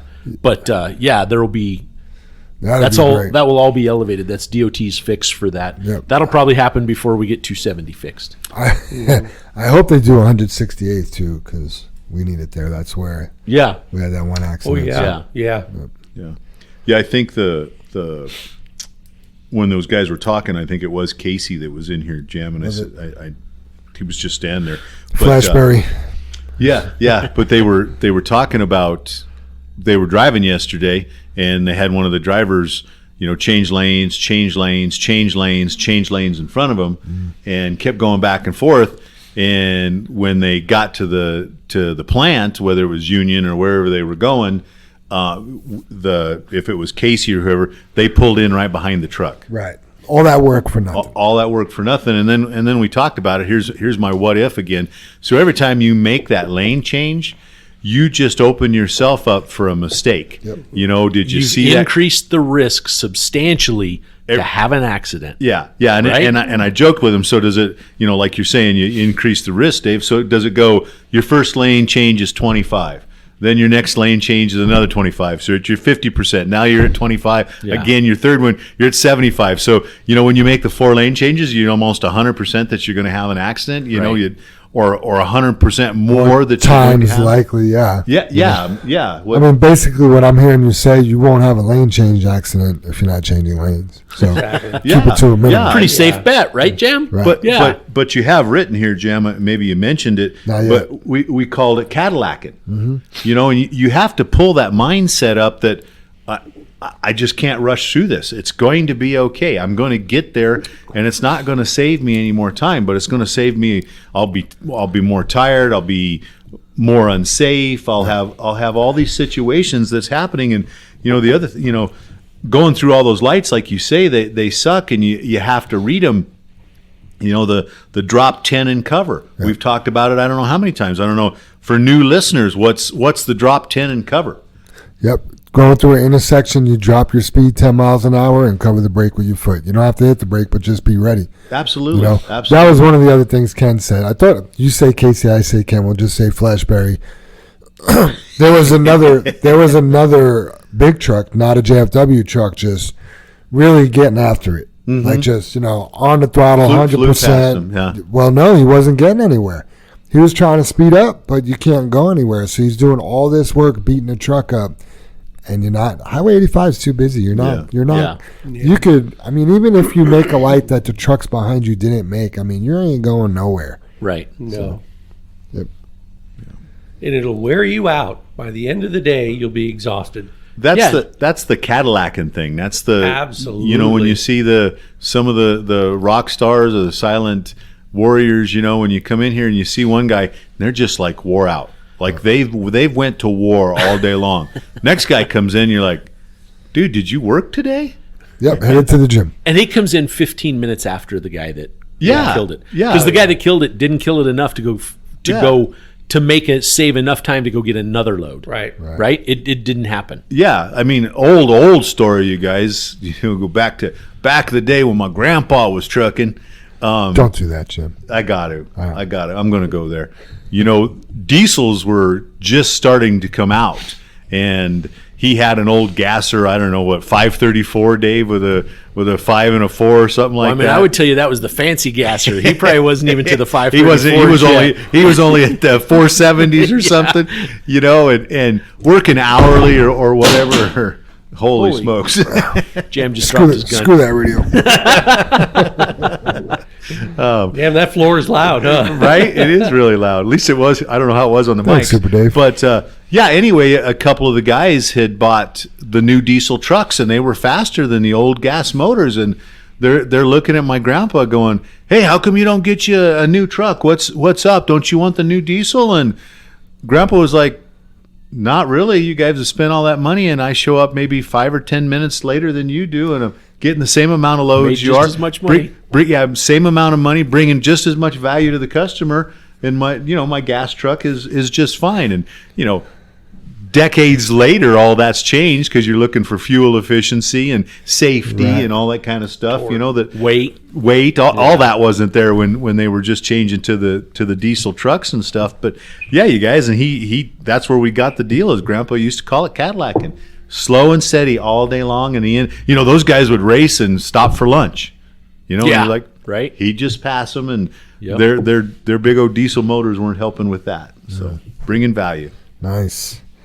Mikey had a couple things. One is if your tarp isn't working, don't wiggle your tarp connection at the tarp motor, because we're doing that and we're breaking the stud off in the motor, and then that motor is junk. You could check the connection to see if it's tight. Pigtail to pigtail. Yeah, but if you start wiggling that and you start moving that stud around, it's just going to break off in the motor, and now we got to buy a new tarp motor. Yep.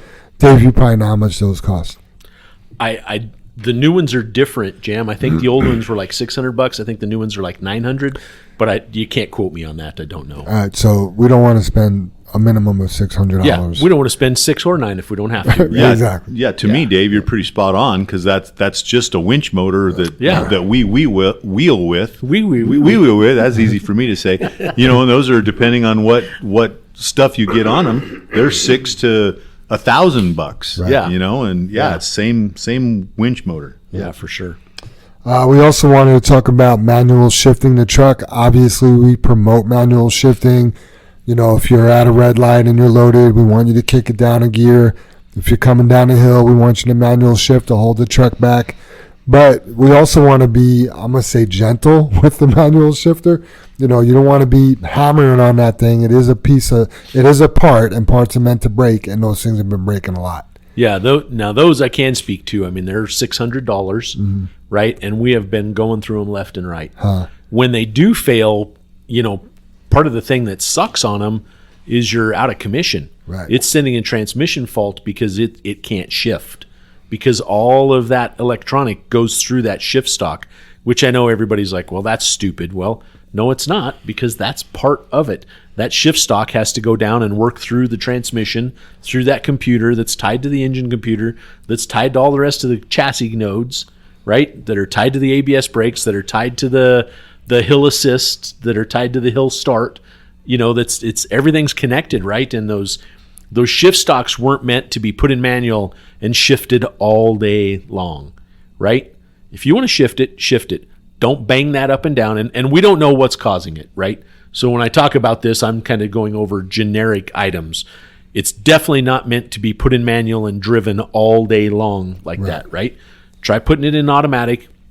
Shift it when you need it, right? Or use your jakes a little more efficiently. Turn those on or off when you're empty, because I know how aggressive they are on 3 and even 2 sometimes when you're empty. There's a lot of things to that controller, but they're very expensive because there's so many things on them, right? They're your Jake 1, 2, and 3 position. They're your, on the PACCAR product, which is the ones we're having trouble with, they're also your, I'm going to say it wrong, Max Jake, Max braking, is that what you? Yeah, I forget what it is. There's a detent when you pull it down on the PACCAR product. That's the Max. Is it called Max? I can't remember. Gosh, I'm losing track of all that stuff. And then obviously it's your forward, neutral, and reverse. Then it has the button on the end for manual or automatic. There's a lot going on that shift stock, right? They've also designed that so it's better. It's all in one location. I'm sure a lot of people are like, well, put the Jakes back on the dash with the 2 switches. And it's actually better where it's at. You know, I mean, everything about it is better other than when it breaks. It's very expensive. I remember there was a national back order on those things for a while too. We couldn't even get them. Couldn't even get them. Yeah. And then what we're, with all the information we're gathering and what Dave's talking about and what Mikey's come to too, is when you do get a shift fault, he's been able to restart the truck, but as long as you leave it in automatic, you can finish the day out. But the minute you shift it manually, the fault shows back up. Yes. And stops you. So that's the reason we're leaning towards that. It's something we're doing by shifting it so much manually that we're creating a fault. Otherwise it wouldn't work when we get it reset and you leave it in automatic and it works just fine. And then to bring up your point, Jam, when you gently, we've seen a couple of videos, and the reason we're looking at the videos is like an accident's happened, like we've backed into a bend, we've driven over a block. Well, when that person realizes that they've done that, the first thing they hit pretty damn hard is that shift stock. They hit it in reverse or they hit it in forward because they're upset, they just screwed up, and you're just going, you see that action off the wheel when you smack it down or you smack it up or you flip it to reverse or forward. And yeah, that's part of being the gentle. Yeah, you can't move a gear shift that fast, right? No. Right? You can't take a gear shift. Yeah, flip it, into reverse or whatever. It's just Super Dave, you could probably, or all you guys could relate to this, but we'll go on a test drive with a new driver, and you get one guy. I mean, he's gentle with the truck, right? He's smooth, he's gentle, shifts beautifully, and then you get another guy. I mean, he's sweating, changing gears, right? Like, I've seen it. Like, oh, my God. And, those are the guys that were double clutching, and, like, they just didn't understand how the transmission worked. You can move 92,000 pounds gently. It's possible. Oh, yeah. Oh, yeah. Oh, yeah. Yeah, we should I bring this up? Obviously, we've all talked about it, about me and Dave sitting in the truck watching the guys go out in and out of the driveway. And like you're saying, Jam, it's easy to move 92,000 and gently, but it's so funny how you're doing a great job. You ease to the driveway, you drop that front axle in the curb, and then you just hammer the fuel, and you boom, boom, you shoot out and stuff. And that's a finesse. That's a talent to be able to barely give fuel to the truck and get it to move gently. And that's how you move that 92,000 is gently, And like me and Dave talked to, or we've all talked to, also when you're coming up there in that driveway, the manual side of it, lock it in first, lock it in second, take it out of that fourth if they're defaulting to the fourth, right? Exactly. I mean, I think we have all those fixed, Jim. I think the max it defaults to is third. Right? But that's what we're having happen when they get to the driveway. They get that steer axle out of the driveway and they give it a little bit of throttle. Well, they're in third gear. And then the truck actually lurches up and they shoot out of the driveway, and you didn't even need to put it in manual. So when we say gentle, I think there's a bit of education there that, hey, just down tap, take it out of third to second to first. I went and picked up 0080 Monday morning at Peterbilt, hopped in it, did my quick pre-trip on everything, fired the truck up. It built air. I put it in gear, and I noticed, it's going to take off in third. The first thing I did was, downshift the shift stock, because I'm like, well, I'm in the parking lot here. Third's way too high a gear to navigate this. I'll look like an idiot, and I did at least drop to second before I even let off of the brake. And it just idled out. It just took off so nice. And you know what I mean? You just, I don't know, you're cool on your stool, man. You don't look like a rookie. Yep. A Wookie. A Wookie. This is from JR. JR wanted to remind people that when it is cold out, you don't want to wrap your RPMs up to run your PTOs, to run your box up and down, your trailer up and down.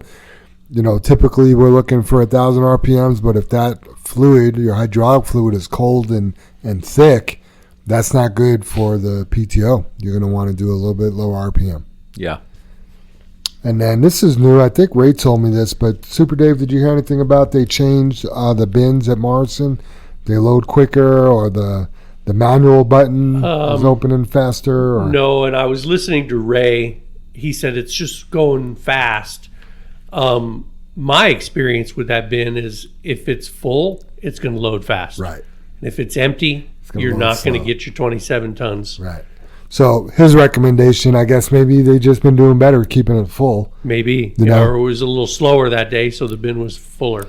Good way to start is hit that 27 button and see where you're at before you check start. your load. Yeah, before you start, topping it off for 5 seconds or whatever. Just Yeah, and see where you're something I want to throw in there too, and this again is the voice of experience, but if you want to just give a little extra pinch with that manual button, do it at the tailgate. Don't do it in the front, because we've had a driver do it in the front and it's stuck open, and then he proceeded to have 80 tons of 3/4 rock fill his truck up or overflow around it overflow, and and we bury had to it. dig it out. And Yeah, and listening to you guys and me thinking about, again, like you're saying, Dave, from experience, though, if the 27 button's giving you 27 and if it's giving you fast, what do we need to do to prepare ourselves that it's going to load faster? What are some of the points that we've done? Jam, go for it. Lock your diff in. Yeah, helps, right? Yep. Right? Yeah. Choose a lower down gear. the first gear. Yep. Exactly. All the things in we, manual. yep. Yeah. Be prepared, ready to do that, so that if it's loading that fast, you can move. You're not going to spin. You're not going to hop. You're in first gear. That's meant to move a loaded truck efficiently and gently. Roll your window down. This way you make sure you don't get locked out of the truck. And, we just got a new instruction or site specific from the Morrison Quarry yesterday. Ray brought them back, and they have a beautiful color picture with all the different areas, loading areas, the bins, the left-hand traffic is highlighted there and everything. But I just know it was made by somebody who doesn't load, and they've never hauled one load out of that quarry, because there is a little inset of a picture of the buttons. And it says the 26, 27, whatever the buttons are labeled, is the number of tons. And there's no way you can be exact on that. Those are seconds. Yep. That's a timer. And if that bin is full, just like the fry bins, it's coming out at about a ton a second. Right. Is it that way every single time? No way. Probably Not 1 out of 10. Yeah, not even close. Not even close. Yeah. So be aware of that. That's 27 seconds. You might end up with 29 tons. You might end up with 25. Yep, absolutely. Ken wanted me to make an announcement on this as well. Drivers need to scan as far ahead as possible before looking down in their lunchbox or looking at the radio. We're having a lot of drivers having harsh brake events because they're not seeing traffic stopping up ahead. Yeah, I've had that happen. You're driving, everything looks cool. You turn away for a second. Next thing you know, you're breaking it down hard because you didn't see traffic was coming to an abrupt stop.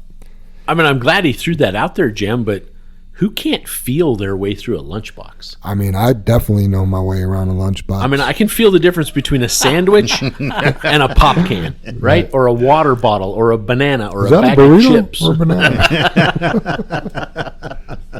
Oh, it's going to go bad. Right? It's going to go south, but I guess that's... It boils down to distracted driving. Yes. Whether you're looking at your cooler, absolutely, Jim. Yeah. whether you're looking at your radio, whatever you're doing. I was guilty this morning. So for some reason yesterday, I turned my daytime running lights off. I turned my automatic lights off all the way to the left. Well, I'm driving home last night and I'm like, why aren't my dash lights on? Like my instrument panel's lit up, but I can't see where my heat is at. I'm like, did I blow a fuse or this and that? Yeah. But I started focusing on that so much, I'm like, that could wait. I need to get home safe. And then this morning I get in because I forgot about it by the time I got home. And same thing. I'm like, oh, man, I'm going to need to look at my fuse box when I get to work and see what's going on. And again, I'm like, fixated on, I can't see where my heat's at. And then I'm like, oh, I'm an idiot.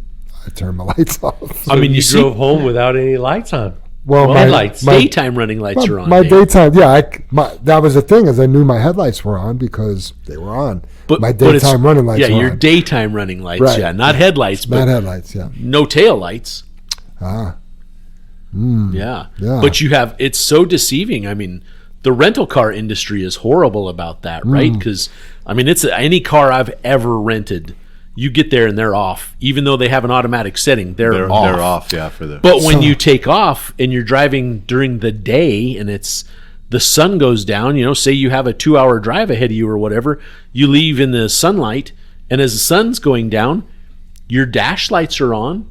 You're seeing light on the ground in front of you. Right. So you make the assumption, the automatic is on, right?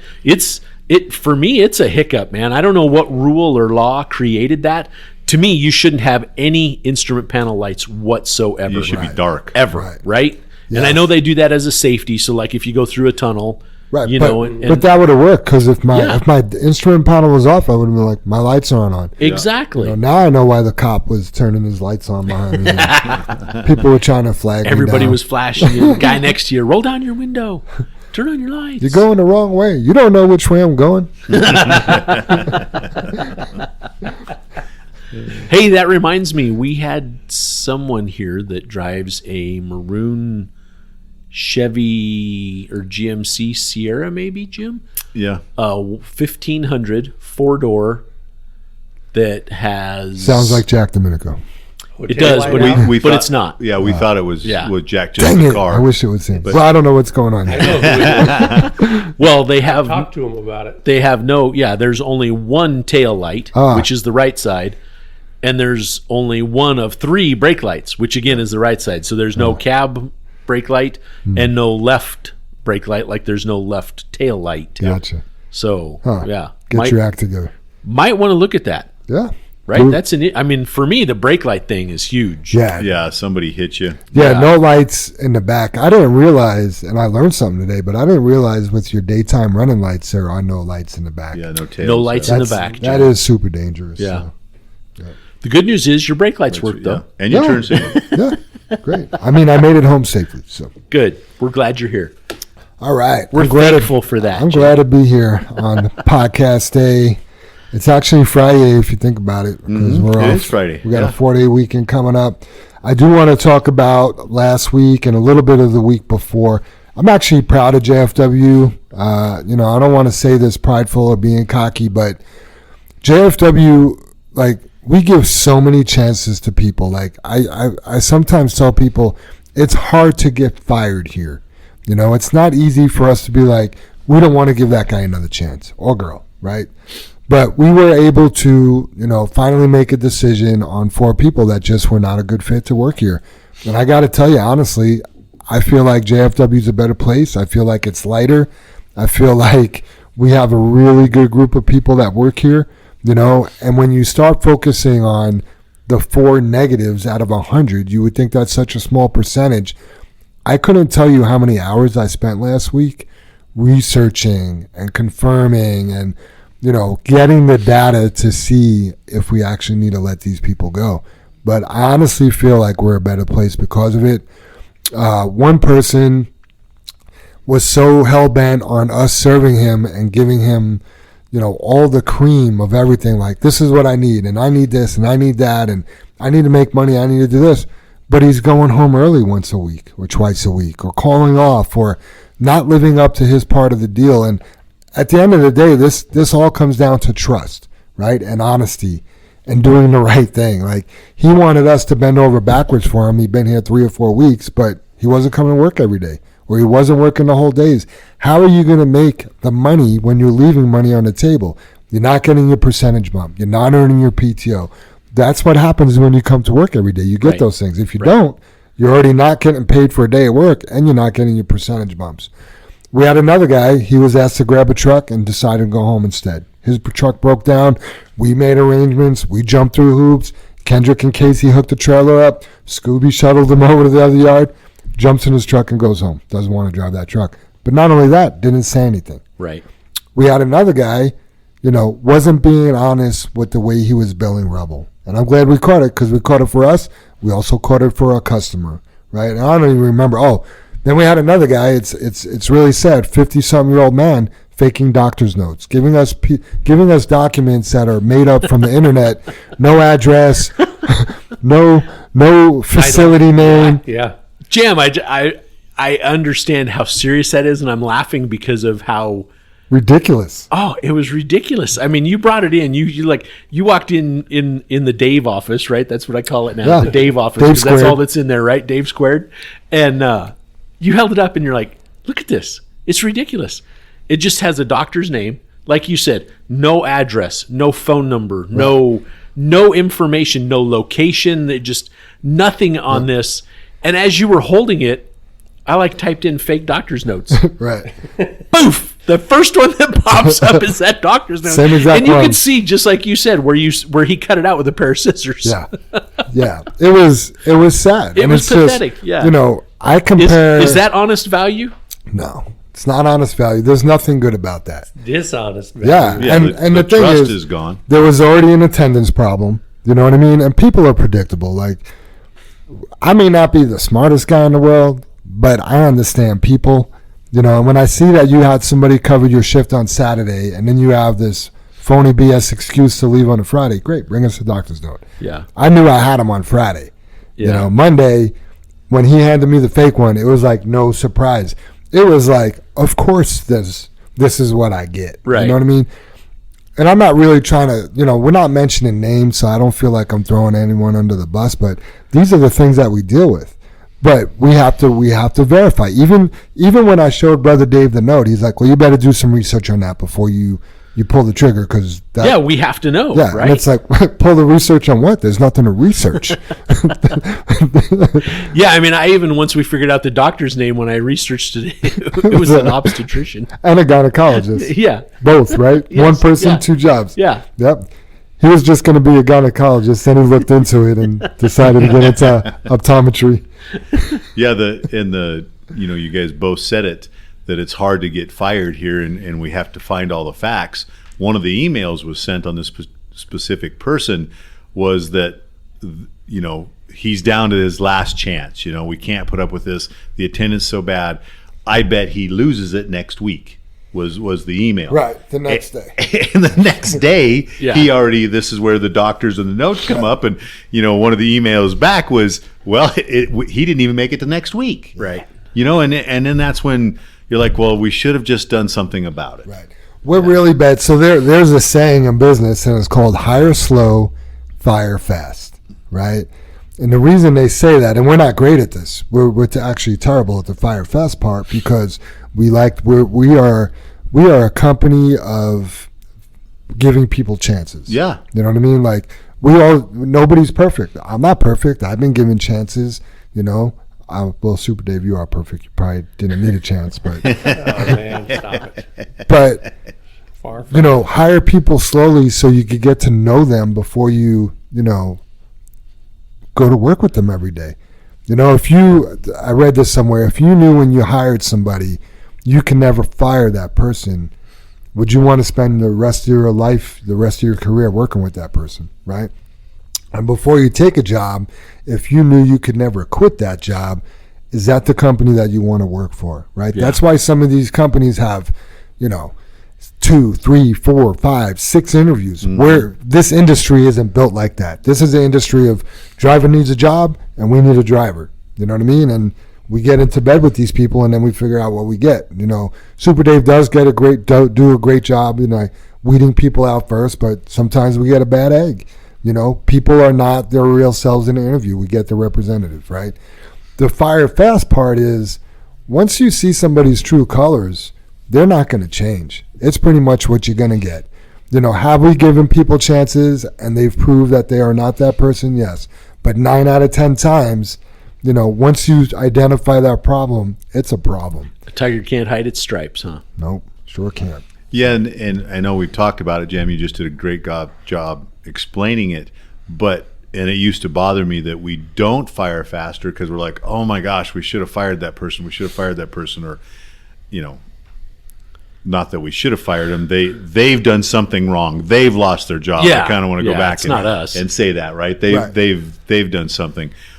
But I also, and we've talked about this, appreciate how many chances we do give because we're really honorable when it comes to that. We, even though, the saying is the tiger can't change his stripes, we do everything we can to enable you to change your stripes. Right. We give you the paint.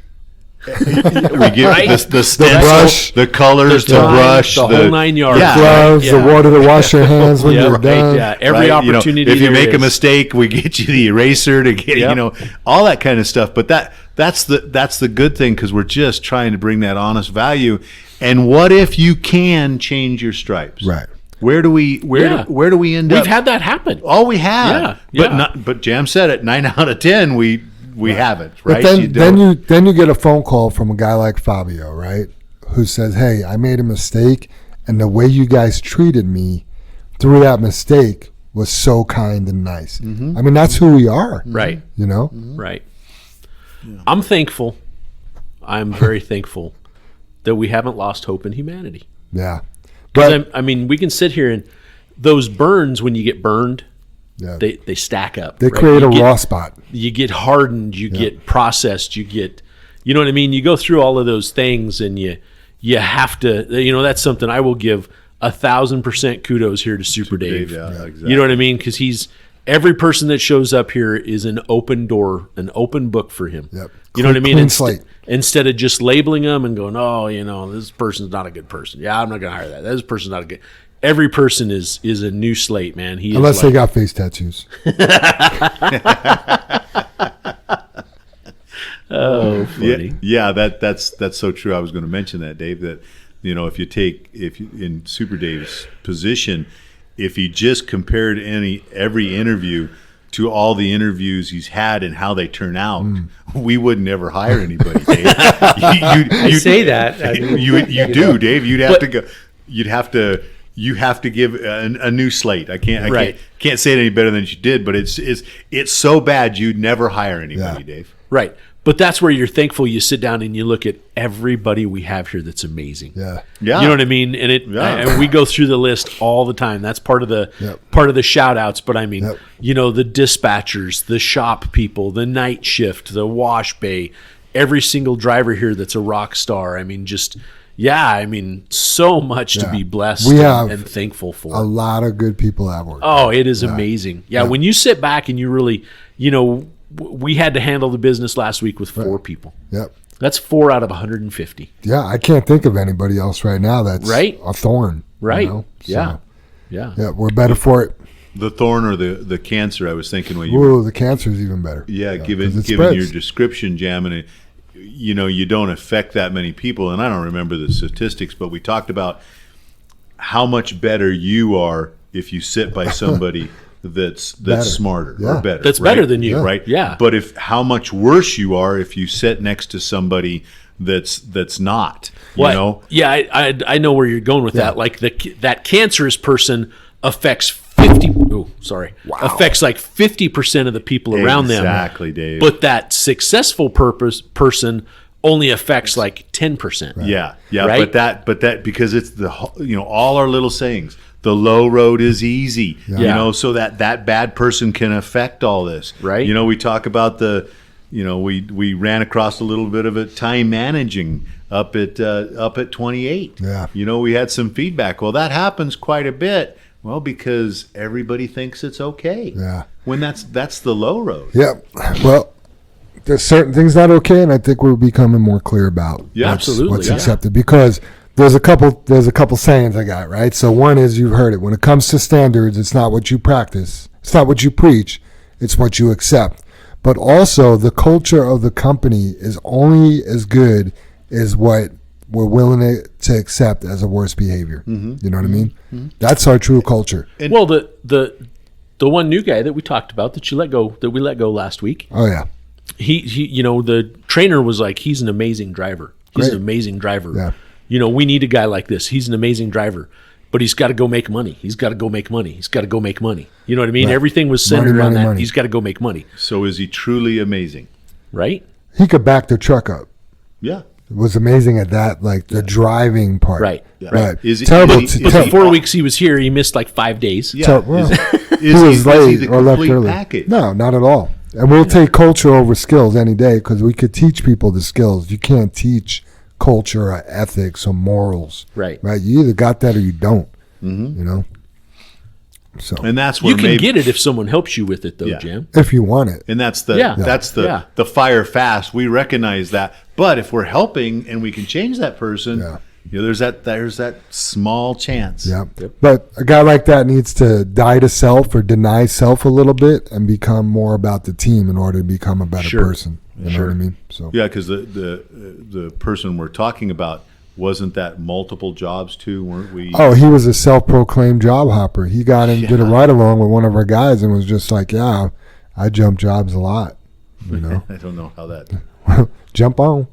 Yeah, I don't know how that benefits. I'm not sure where that. Yeah, actually, we didn't even fire him. We just kind of laid it out like, "Look, I forgot that. yeah, Here's our expectations. Yeah, you're either going to jump on board with what we need, or you could go on down the road." Well, he chose to go on down the Absolutely. road. Because he couldn't raise his level Nope. to our standards. Nope. Right? I mean, when you really think about what I just said, he needed to raise his level to our standards.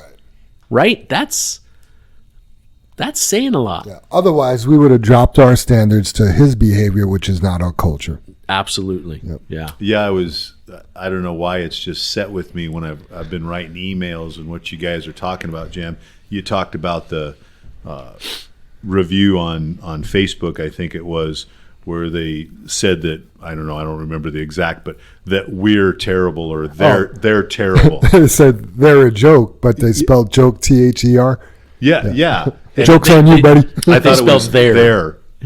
You said they spelled joke TH. Yeah, joke's on me. Yeah, they spelled there THER. Just to clarify that for our listeners. Yeah, I'm so they're smart. a joke. I haven't written an email since you've said that where I haven't went back over there and there Right. and R and R. Oh, right. Because Yeah. but that's my standard. I'm like, I don't want to do that. I don't want to be that person, and when you kick it out, when you talk about that, Jam, it wasn't that so what if they think we're a joke? Okay, go on past that. Yeah, But we know the truth. Right. we know the truth. We're hilarious. But just that, their standard, what they did right there, and it's not a shot at them. That's their standard, Right. Yeah. Yeah. and Subpar. nobody's real. Yes, Dave, subpar. Nobody's realizing that that's their standard through everything. Right. It's not a mistake. It's their standard. Right. And you just Yeah, to me, anyone who reads that post will look at that person and be like, I have a feeling who the real joke is. Here. Right. where the problem lies. Right. Right. Exactly. Yeah. I mean, So funny. Go ahead. no, I was just going to say anyone who's a self-proclaimed job hopper Right. probably doesn't have that high a standards. No. Right? It's funny. This is just kind of humorous, but one of my Facebook friends, she's all into that AI, like chatbot, I think they call it. So, like, basically, you could be like, hey, chatbot, write me an essay on truck safety. Yeah. And it'll spit this, like, amazing article out, right? So she's like, hey, I'm using this thing. Will anybody volunteer to poke holes in it? And she spelled holes, WHOL. So knowing Hopefully me, the chatbot she's using is better than her. so I put asterisk HOLES, and I wrote like this question mark. She's like, exactly.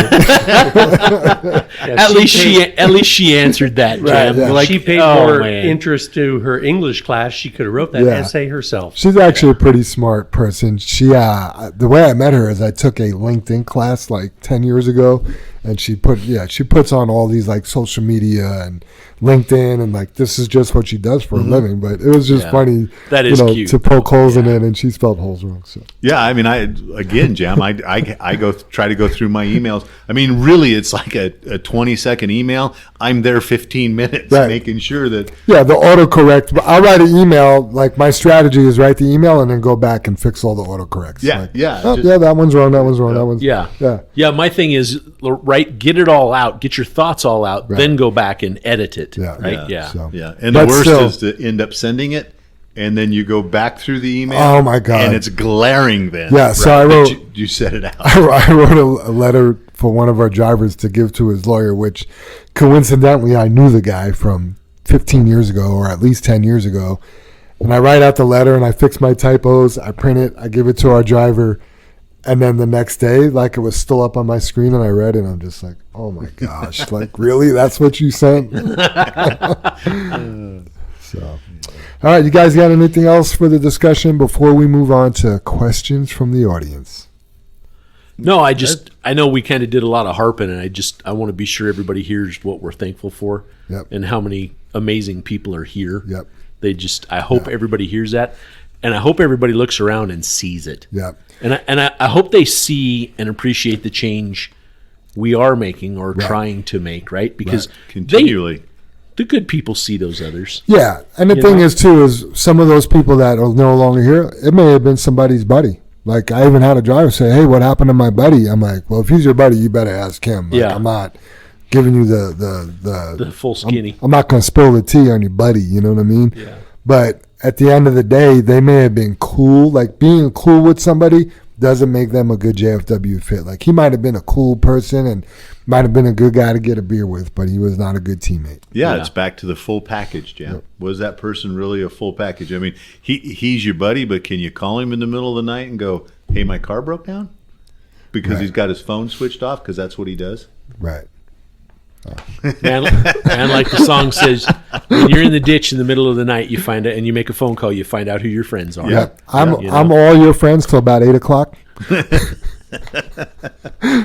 Then you got to wait till 4:30. I send up the bat signal then, the little spotlight. I know you'll answer. Jim's talking about phones off. I'm like, oh my god. Did he try calling me? So Twice. You guys are, well, if you call twice, you certainly would got through. You guys are all on my favorites, so you should ring through. But my phone does go on Do Not Disturb because I'm sure we've all had that phone call at 1 a.m. that we haven't. You didn't really need to take, and it could have waited till 4:30. Let me put it this way: if your buddy's in the ditch at 1 a.m, you better find new friends. Right. All right, man, Super Dave. The guy hauling Coors, his tailgate popped. I had to get up. I had to go get him. I slid off in the ditch. I'm calling you, Super Dave, and you're like, I need new friends. This guy's calling me. All right, questions from the audience. Ray asks, if we are getting new motors for some of the trucks, does this mean we are getting to keep the trucks longer than 5 years? Actually, me and Dave talked, and we're going to take that new motor and pull it out of the truck and then order a glider. Then go ahead and put it in the glider. Sweet. And have an updated truck with less warranty. Yeah, what I would probably do is take the old motor out, save it, and then when you go trade it in, you could put the old motor back in. You just give it to a blown truck, blown motor. Yeah. We're just teasing you guys, obviously, because it's so complicated. But no, that doesn't happen. It doesn't work like that. The thing is, it doesn't extend the warranty. That's the problem with the situation on that vehicle. The whole truck is still getting to whatever it might be, 400,000, 500,000. So the warranty doesn't re-extend with that new motor. Right. What it does do is it hopefully gives us where we have no problems for the remaining 200,000 miles or 100,000 miles. That's Does it increase the resale value at all? Like, this motor only has 200,000? No, not at all. Huh? You can put on the plaid pants and try and sell that, Jam. Right. But no. And ultimately, they look. That truck has 400,000 miles on it. It's 5 years old. Here's the value. Yeah. You can put in the fine print. You may get new motor. If you can swing $1,000 out of that. Wow. On a $70,000 truck, that's it. Wow. That is it. Wow. Yeah. Yeah, and you guys are all saying the same thing. It's not a dollar amount, but it is a sales pitch. Yeah. Or item. It just helps you sell the truck. Yeah, it's really no more money. Yeah, we're trading a couple of trucks in here. They both need new cams. Kenworth or MHC will put cams in them and stuff because that's under warranty. Then you can say, hey, PACCAR had a cam problem. These two trucks have that fixed. Oh, great. That's the truck I want to buy. Then the truck sitting right next to it for the same price. Right. But you're not making $1 more on it. That's not going to happen. Yeah. Okay. Oswaldo asks, any plans on increasing the 401k match? It's actually going to be a discussion at Monday's steering committee meeting. So, yeah, and we talked. We mentioned with Big John brought that up, and I'm glad Oswaldo's bringing that up. And we talked a little bit, and we will, like Dave said, discuss it in the steering committee. Is that something that brings value to everybody? Because it really brings value to the guys that want to make JFW their career or their home, but also. As you become vested, you can take that 401k and take it to another location. I don't want people to leave, but that 401k stays with you. So if you're a young person, start contributing, and what you're asking is us to contribute more to build more of that 401k. And then if you would go on to a different job, you have this 401k that you're bringing with you to your retirement. And then hopefully your new employer is matching or whatever. Yeah. I don't want to paint the picture of you leaving though. I want to. Well, you kind of did. I want to address this, that we have a good match so that you stay here. Yeah. That's the goal. That's the whole goal of the 401k. Yeah. We didn't even have that several years ago. Yeah. So let's talk about making it better, right? Yeah. One of the great things Oswaldo knows, and John Moore brought this question up a couple weeks ago, right? And we haven't said this pitch for a long time. I mean, it's. You guys can probably free money pitch. Exactly, Dave. I mean, we're giving you free money. Free money. When we were doing Jim. Free money. I mean, when we were doing some of the interviews, we always asked, "Hey, are you in the 401k?" No, I got some bills to pay. I got, and you could open up your wallet and go, "Do you want this free $100 if I gave it to you right now?" No, I'm busy. Every one of them wants that free $100, right? But they're not willing to take it from us in their 401k. Mm-hmm. And I've just always been puzzled by that. So great question, Oswaldo. Yes, we're looking at it. Yeah, and you get two guys, Oswaldo's a young person, so he's looking at his future. John's my age or an older person, but he's also looking He's older. Older. He's older than Oswaldo. He's older than Oswaldo. He's older than me. So he's my age. Whoa. But also when you become a certain age, you're looking at that retirement. But at 55, there's also an accelerated part of your 401k that helps you do a catch up that the government's put in there. So maybe he's looking at that, and the bigger the match is, the more it accelerates too. So there's two guys looking at both ends of it, but they're trying to take care of themselves and their families. Sharp guys. Yeah, great, absolutely. Great guys for the question and stuff. Yep. And that's what you need to do. Those are the people we want here because they're thinking of their future. Yep. Right? Yep. Which they're going to end up thinking of JFW's future because that makes their future better. Right. That's all there is. Yeah. That's all there is to it. Bottom line. Yep. Kurt Spencer asked, can we get a brush or some wash tools at yard 23 for those who wash their trucks in between their regular wash schedule? All the wash tools like soap and brushes are locked up in the shed, and they're locked up for a reason. Yeah. We've kind of looked at it. Both me and Dave kind of mentioned it this morning with Super Dave and the other stuff. Kurt bring this question up. We thought we've increased the washing that happens at that yard over the last 3 years to a phenomenal rate with our wash guys from here washing, plus the job they do compared to the job we used to get done. We thought we've made for the some last leaps 3 and bounds. years, your truck was only getting washed every 2 weeks. Now we're pretty sure your truck is getting washed every week. Yeah, and much better job. So yeah, Kurt. I mean, it doesn't make sense to leave that stuff out when we're getting such a good wash job, or what we think is, or what we've thought we've made. Yeah. And there's just a few more intricacies to do that over there at that yard, right? We can't leave a hose hooked up outside because it'll freeze and break the faucet. We'll have to dig up the ground, fix it all. We've had problems with that stuff walking away, right? So we keep all the soap. It's very expensive soap. We can't leave the pressure washers out because they'll freeze in the wintertime. In the summertime, we can't leave them out because they'll be stolen. So there's a lot of intricacies. Is there even a spray nozzle for the end of the hose, right? Did it get drained after it got used this time of year? Right. There's a lot to it, but also hanging a brush and putting a bucket over there with maybe some powdered soap might not be a bad idea. I'm certainly not against it. Yeah, it's not a bad question. We just thought we've handled the situation in a different direction. Right. Yeah, and you are always more than welcome to drive over here and use the wash bay if it's not being used. Yep. All right, I do have one more question from Walter Salas. He had a question about the cameras going off over 72 miles an hour. Is that something new? No, that's not new. What that is called is a max speed alert. Our trucks... We do appreciate the question because somebody else asked that just the other day too. Our trucks are governed at 72 miles an hour. We don't really want you going faster than that. So if you're going over that, you're getting a max speed alert just saying, hey, you have reached the threshold of speed that we want you to stay under. So Yeah, that the max threshold on the speed there reminds me, Jam, and both me and Dave need to talk about it. We talked about the company a couple months ago of the trucks really looking good and passing us early in the morning on I-25 at 80 miles an hour or better. One of our good friends called us and the truck passed him so fast on I-25 that he paced him, and the same trucks we were talking about was running 92 miles an hour. Whoa. And obviously they're not governed, but they've let that truck, they've trusted. There's your back to your trust and your what if and all that kind of stuff. And we're after there. That truck passed somebody and scared a car, made a car mad, did something. I don't care what time of day, but that's the interpretation of all trucks. That one truck, that one bad act, just affected hundreds of us. When the good thing of us doing under 72 miles an hour,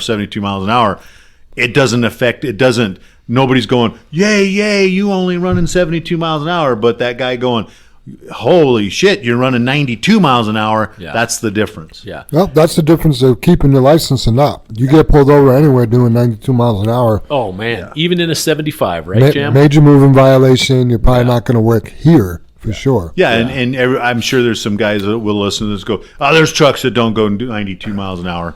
Bull. We've had several. Yeah, we know they'll run 92 miles an hour. And the person that told us this, they're spot on. They didn't say I chased the truck down and got to 92 miles an hour. Yeah. He paced it. Yep. He sat behind him and paced it. He knows exactly what to do. He's driven the whole bit. He's senior. No, I'm just kidding.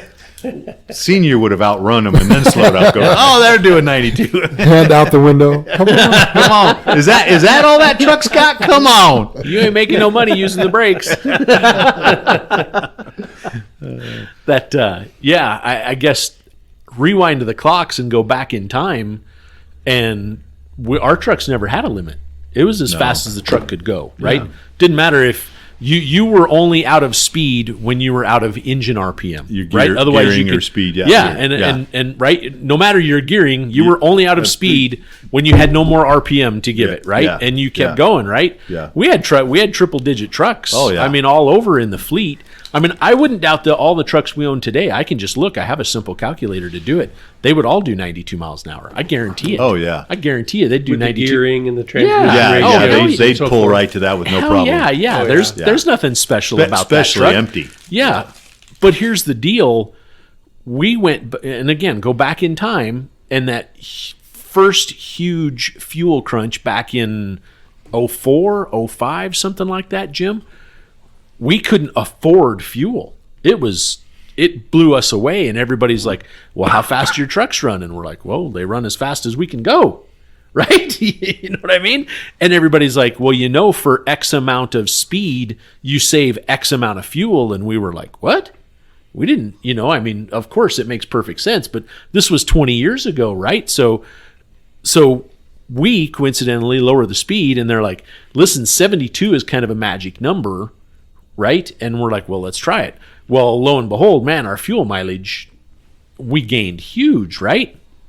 And really none of the drivers really complained about it. It didn't cost anyone a load. Right. I mean, we had complaints, don't get me wrong, but no one really was like, hey, this is costing me a load a day or anything like that. And what happened, this was a total byproduct of what happened. So many of our safety phone calls went away. We didn't have the phone calls going up and down I-25. Your truck was going 85 miles an hour and cut me off, or pushing me, or was in the left lane, or was this or was that. And it eliminated all of that, and we didn't even know it. It was 100% byproduct, and it was such a sweet, pleasant surprise that we've just always left it there. Ultimately, and we've talked about this before, and we've even had people volunteer here probably a year ago or somewhere throughout this podcast, right, of dropping the trucks to 62 or 65 or whatever. And we even had some guys do that. And, I can't tell you now that we went back and was able to monitor their fuel mileage or whatnot, but it just is more and more and more safety. I went to an event I think it was almost this spring, go back in time like February or March, back to a vocational event, and I met a fuel hauler at the PACCAR factory or at the Kenworth factory, and they have, I don't know, a dozen locations all throughout the United States, but all they do is haul fuel, and it's actually Coke, right? But it's a liquid Coke that they haul out of the refineries. And so part of their deal is safety with the refineries, and because they have this nationwide account with, I think it's Phillips 66 if I'm not mistaken, but they're 55 miles an hour. Boom, that truck stops at 55. It doesn't go 56, doesn't go 57. It hits 54 and says, hey, you got 1 more mile an hour out of me, and that's it. 55. That was J.B. Hunt for a long time. Yeah. Huh? And the guy said our safety when we did that, it went through the roof, because he goes, you're almost forced to stay in the slow lane because so much traffic is going around you. You can't even be in the middle or the fast lane. It eliminated all of our lane changes, which coincidentally we talked about earlier, about how you don't go anywhere and it just runs the risk up changing lanes. They also did a camera on every corner of the truck. So when they change lanes or anything, that camera system comes on. And I mean, their investment in safety is hands down. We thought we were doing a good job. I mean, hands down. But he goes, they virtually have no accidents. Wow. Unless they get rear-ended, they virtually have no accidents. And I know you said we had the conversation on the podcast about it, but I thought he also mentioned what they were able to pay their drivers with the saving, right, because of the fuel. incidents. Yeah, I forgot about that and too. And the fuel Jim. mileage too. I remember. Yes, yeah. Very cool. Well, speaking about the left lane and staying out of the left lane, that is our safety topic of the week. Stay out of the left lane, and Jim's words from this morning: be the professional that you are. Why do we want to stay out of the left lane? Well, number one, it's illegal if you stay out there too long. As a matter of fact, I watch some YouTube shorts quite a bit, and those the cop, that's stopping. He's pacing people in the left lane or watching people, and I don't know how many big trucks he's been stopping, and they just go sit out there in the left lane. And here at JFW, we've had a handful of tickets. We just got one 2 months ago. Somebody just got a ticket here for being in the left lane coming down I-70. I can't remember who it is. And it's illegal if you sit in that left. It's designed to go out and go around someone and get back. Right. That's all that lane is for. It's not designed. You can't get in that lane knowing you're going to catch I-76 once you're going eastbound past Wadsworth. You can't get in that left lane and sit there because you know you're going to catch I-76.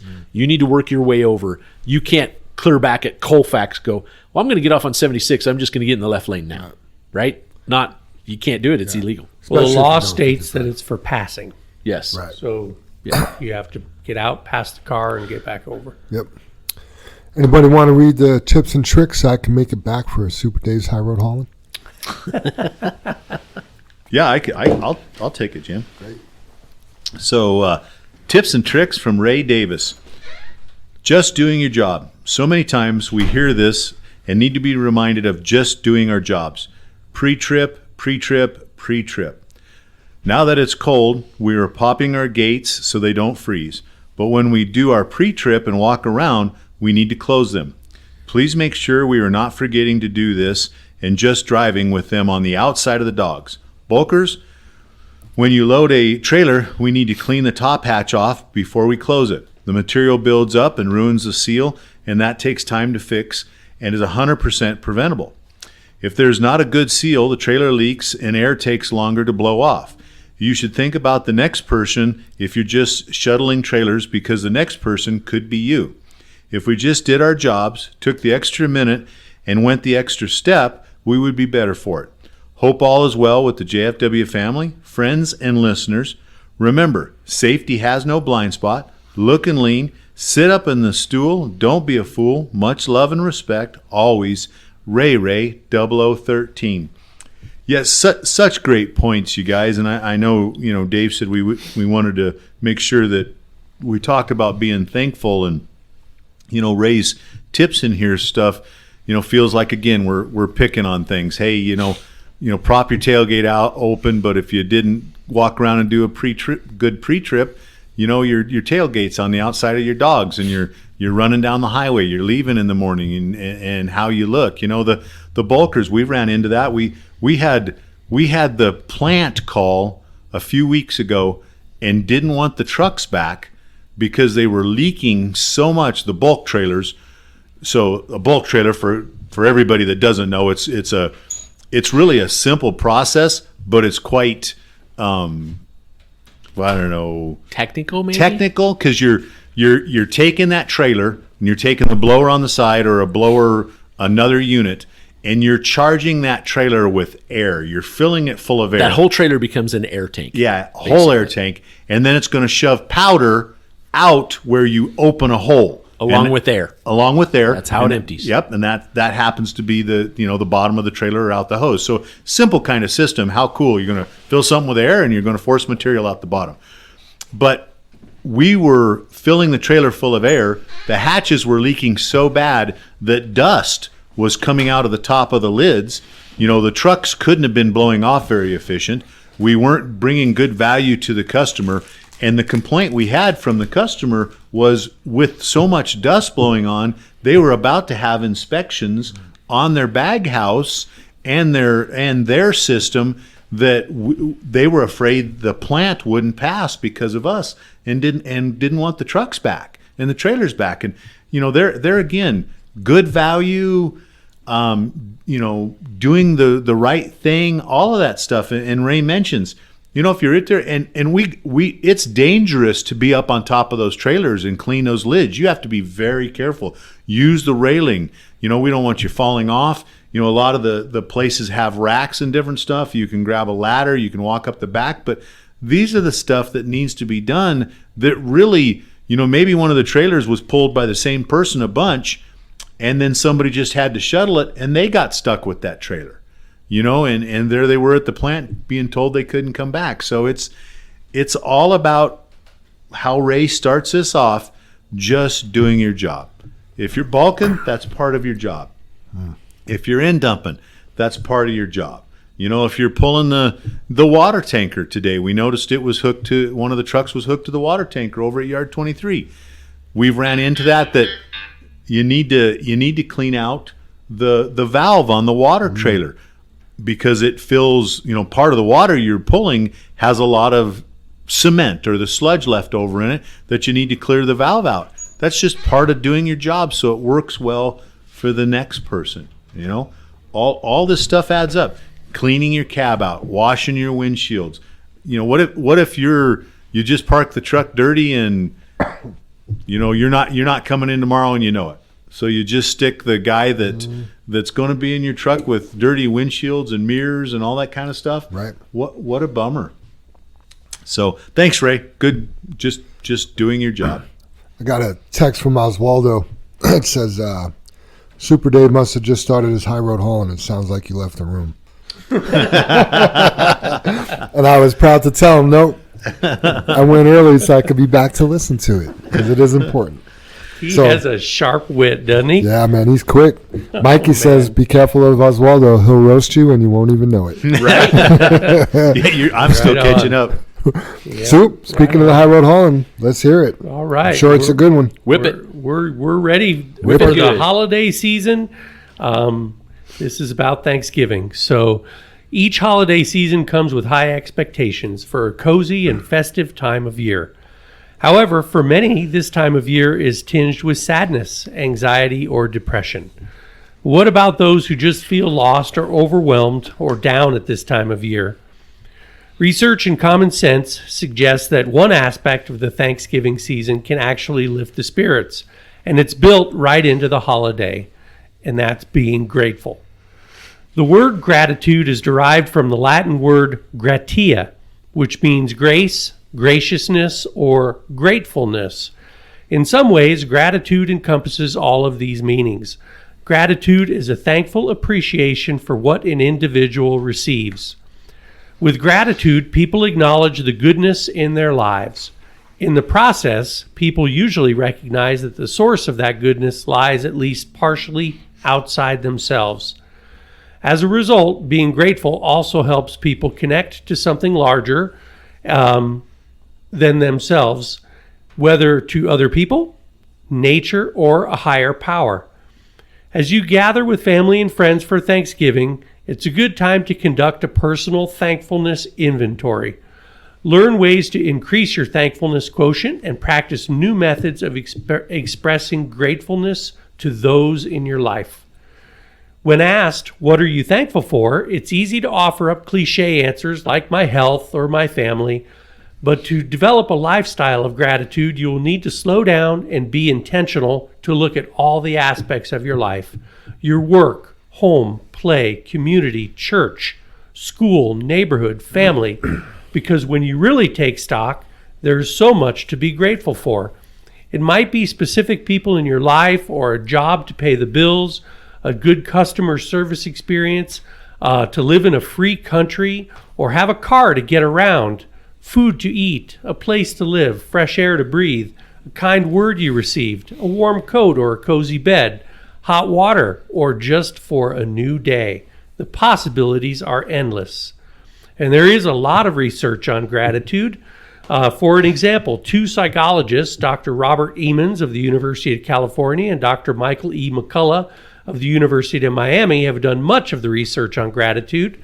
In one study, they asked all the participants to write a few sentences each week focusing on particular topics. One group wrote about things they were grateful for and had occurred during that week. The second group wrote about daily irritations or things that had displeased them. And the third group wrote about events that had affected them with no emphasis on being positive or negative. After 10 weeks, those who wrote about gratitude were more optimistic. They felt better about their lives, and surprisingly, they also exercised more and had fewer visits to the physicians.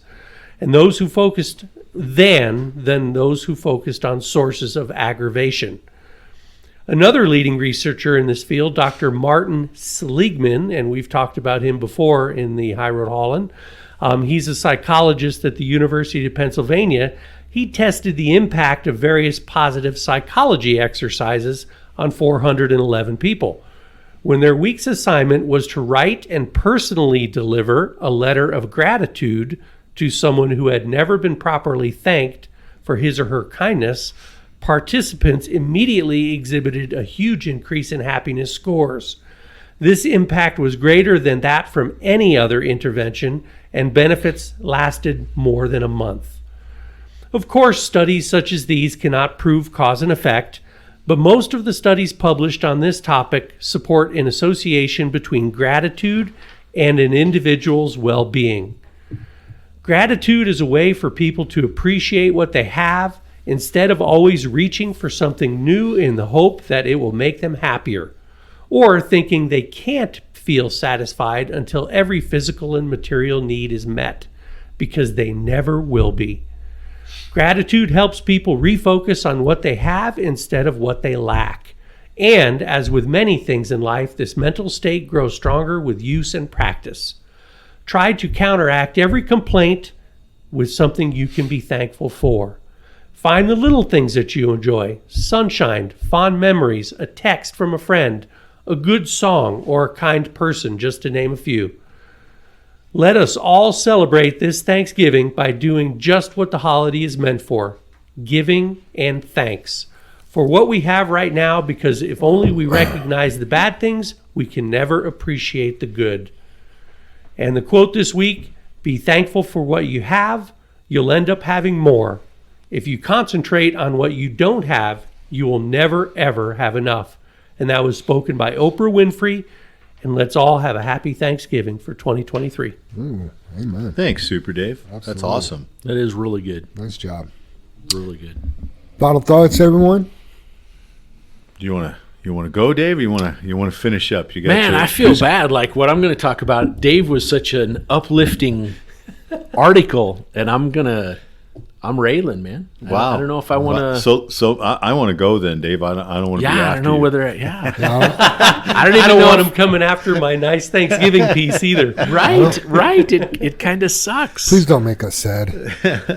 Yeah, I was just gonna. I'll let you keep thinking on it there, Dave. Whether you're gonna Last week you brought in a book, and then Dave went and you decided not to do yours. Maybe he'll back out. Yeah, sway me, Jim. Sway me. Well, I'm just in line with Dave's High Road Holland, for Thanksgiving here, and they did a lot of case studies there, Dave, that you stated and stuff. But so every day, say aloud 3 good things that happened, and that whether that's thankful or grateful or just whatever happened. Keep a gratitude journal. I know you mentioned that, Dave. You write that down, but a gratitude journal, I don't know personally if I could. There's so many other things that I'd like to journal instead of my gratitude just as notes, So I think that's, if you could do that, that would be amazing. Say thanks to your partner. I just really liked that one. I think that could be a business. You're welcome.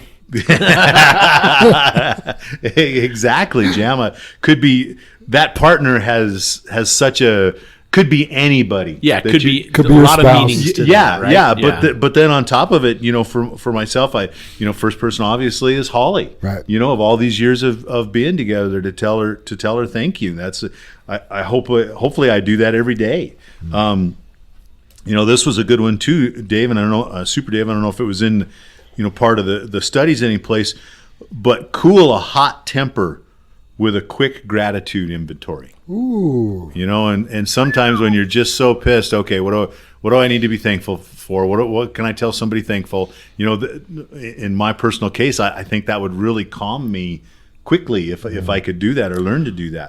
I see it the other side of that, Jim. I see the person that's angry getting a thank you from someone. Absolutely. When they're angry, they come and confronting you, and you stop them and go, man, hey, I really want to thank you for, I don't know, the Christmas card you sent me, or whatever.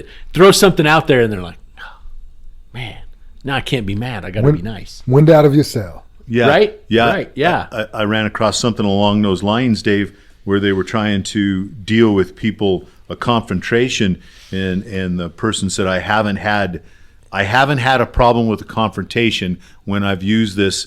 She said, I've looked right at the person and said, are you trying to be hurtful or helpful right now? And that's kind of like, when you're in that confrontation, it's not really a gratitude thing, but you're asking them to think, are you trying to be hurtful or helpful? Right. Where are we going to go from here? Another one important on here is thank yourself. There's that whole, hey, I did a good job today, and maybe I should take the time and thank myself. Or maybe you're just like, wow, I really sucked, but I recognize that I should be thankful for that. Right. Yeah. And then several on here I liked. I guess I keep mentioning that, but use technology to send 3 gratitude messages a week. And I thought, oh my gosh, that's our podcast. Here's our technology, and we do it once a week, and we send out our thank yous. Here it is. We've nailed that one. Put a star on that one. Bam, right? Mic drop. And then savor the good memories.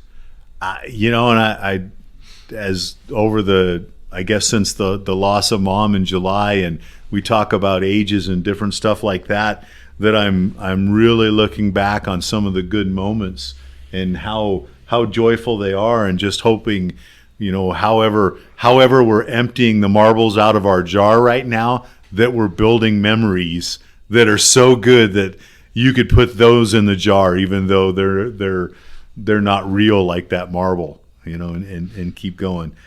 And then kind of with the savoring the moments, check for silver linings. What is the silver lining in a situation? Yeah. And I think, Dave, where you might be going with your closing arguments, I think that's the really hard thing in what's going on right now, is to find the silver lining, is to find the purpose. What's letting me down right now is things that are happening. I don't see both sides of the argument. I don't see the good in it. I mean, I quickly read a thing today that they're talking about banning all new gas car sales right now in New Jersey. And I'm thinking, where's the good in that? Where do we? Because like you mentioned, our pollution is like 0.001 of the world's pollution, and we've done everything we can do. But now we're going to take more freedoms away from the people who live in New Jersey. And I know nothing about that area, Jam. You could probably help me more, but The people are terrible. right? But don't you just go? Well, they're going to be even angrier when they're Isn't forced to New drive Jersey electric cars. right? My question, isn't New Jersey pretty small, Jam? Yeah. Small in size, but Yeah. high in population. Right, super But- Dave. Yeah, you're but both You know what's going to happen is they're going to go to New York. To buy exactly, cars. Dave. That's my point. How does that make sense? Don't I They're just going go to over Maryland. They're going to go to Virginia. and buy a car and drive into New Jersey? Uh-huh. So what is the hubbub about that post, and how can I find the silver lining in that comment? Right. Mm-hmm. So I'm gonna. That's my final argument. Unless you want to jump in there before Dave goes, Jam. and I'm going to get on the low road. I'm sorry, Jim. They're going to have to build 20 more power plants to charge all those electric yeah, because you're cars. stuck in New Jersey with a They car are. that ran out of they are. juice. That's right. Stuck in Jersey? So yeah, go Jam, spit your stuff out, or Oh, wait. or man, you guys just like handed me the segue. we handed it Right? We're going to drop it on you. I kind of No figured matter I how set you hard up. you try, I can't not go political at some point because we are affected by every decision our leaders are making, not only in this state but in this country. And our leaders have a whole nother agenda, and it is not helping us. And I want I want to say something though, Dave, because I know I love where you go, because you blame it on our leaders, but I keep asking because you talk about the circle we're running in. How did our leaders get to be the leaders they are if the people that are in our circle voted? Cheating. They didn't vote. And that's my whole problem. I want to address more of the people that aren't voting than the leaders. Yes. I would like to throw a challenge out here right now. I would like to have every single employee come to the Dave Squared office, i.e. Brother Dave and Super Dave's office, and I challenge you, I would love to help you get registered to vote. Absolutely. I would, as a matter of fact, I mean, I don't know. I always I hate getting caught on air about saying something, but I mean, I would love to incentivize someone to vote, but that sounds like bribery, right? Yeah. So we can't do that. But we're not telling them who to vote. Just vote. Yeah, but you could fill the ballot out for them for free. I guess here's my point. You know, if you want to bribe someone, voting gives you the power to save money. Because right now, I mean, what I have here, I have 12 pages printed off. Because whether everyone knows it or not, because politics are boring, right? It sucks. No one, I mean, I don't want to deal with it. I don't, and unfortunately, I am forced with IPOC, with JFW, just with current affairs, the way Trying to build a new building. well, Dave. Jim, just the Clean Air Acts that are being thrown down upon us, and it was such a simple thing. You know, 2 words have gotten every person in America to buy in, is called global warming or climate change. That's 4 words, but they're always used, you know, global warming, climate change, global warming, climate change, right? Because who doesn't care about their world? Absolutely, absolutely. But just like you said, Jim, the Colorado is 0.01 of the United States pollution. We have done and are doing everything possible already, right? The more regulation you put on us, every single person that's listening to this podcast, you have to know all of your costs that you're dealing with right now are due to climate change and global warming, due to the people that have been voted in as our leaders, right? So if you don't think you're affected by it or you don't care about it, you are affected by it and you are paying dearly for it. You know, our government, our state, our leader of our state, Governor Polis, he called a special session. All the senators and governors and leaders of our state had to go work Friday, Saturday, and Sunday in a special session because they're not typically in session right now, because the state, as voters, the ones that voted, shot down Proposition HH with, like, it went down in flames. And for those of you that don't know, Proposition HH was, this is how they sold it, to save us money on our property taxes. That was how they stated it. When in actuality, it would have raised our property taxes. It would have cost us more. So Polis calls a special session. Everyone that works for the government goes into this special session, and they're supposed to come up with ideas to save us on our property taxes. What they wound up doing was multiple other things, right? 12 pages worth, huh? Right. And I mean, I just want to read a few things, off of here, right? In a special legislative session that concluded Monday afternoon, the Colorado General Assembly cut property taxes and increased taxpayer refunds for most Coloradans by redistributing money that otherwise would have gone to higher earners. So, steal from the rich, give to the poor. Exactly. You are spot on, Jam. And the poor now is anyone under earning $62,000. Which I can't tell you everyone here earns that. But the majority does. Yeah. If most people here come to work and do their job, they'll make much more money than that. Driver-wise, but we have some other positions that don't, Jam, for sure. That's true. Right? So I guess I just want to be clear that this special session was brought together to save us money on our taxes. What they wound up doing was they took our tax rate and they put a cap on it, temporary cap. They lowered it to 6.7% from 6.765. So they lowered it 0.065, right? And they're telling everybody that combined, that represents about an 8% tax cut. What they leave out, and what all your news, channel 4, 7, 9, 2, 31, and I hate to go there, but I'll say all the liberal news channels, right? Because I mean, it's a proven fact they are.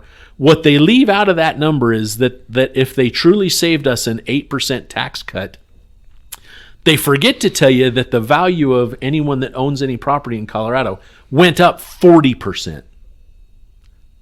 So they're saving us 8%, but they just sent out an increase of 40% increase, okay?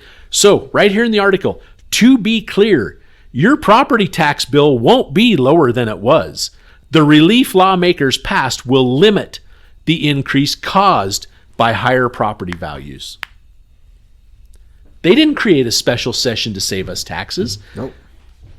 It's mind-boggling to me. So they take the General Assembly basically doubled their tax for the year, what people are going to be paying in, right? So they're going to take, let's see here, no one making more than $63,400 is eligible for any tax relief. And just so we're clear, anyone who owns a home, their values went up. I don't care who you are. Your value of your home and your property went up, right? You may think if you're a renter, well, I don't need to worry about that. I don't own anything. Guess what? The landlord does. The landlord owns where you rent and what he owns, and they're going to have to increase their rent and costs because their costs just went up. Yep. So as a renter, you're going to pay more. 40%. Right? Okay. So in their big relief package, that doesn't count for any businesses. JFW's value of our land, any place where we park trucks went up on average 40%, 46% in Adams County. I think Douglas County, some places were over 60% for an average.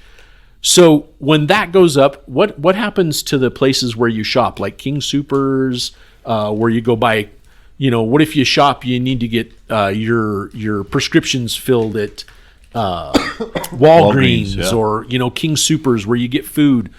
All of those places just raise their prices, right? Every car dealership that you go into just raise their prices because you need to buy a car. Doesn't matter whether it's ma and pa that sells 10 cars a month on the corner or it's a massive dealership that has 30 branches throughout the state. Every single thing they just did increased your costs. You have to know this. You have to be aware of this. You have to understand this. I know some people do not like listening to me drone on and on and on about this, but what we're stuck with here is ruining Colorado. I don't know whether anybody knows this, but last year, it's official. Last year, Colorado was rated as an exodus state. That means more people left Colorado than came in. Do you guys think that's good for construction? If more people are leaving than are coming, guess what? We're not going to build things. We're not going to continue to grow. We're not going to continue to have prosperity here in Colorado because people are leaving, right? The number 2 reason for people leaving Colorado was politics. They didn't like the politics that was here. Number 1 reason was, guess what? Expensive. Cost of living. Yeah. Absolutely, Jam, you are spot on.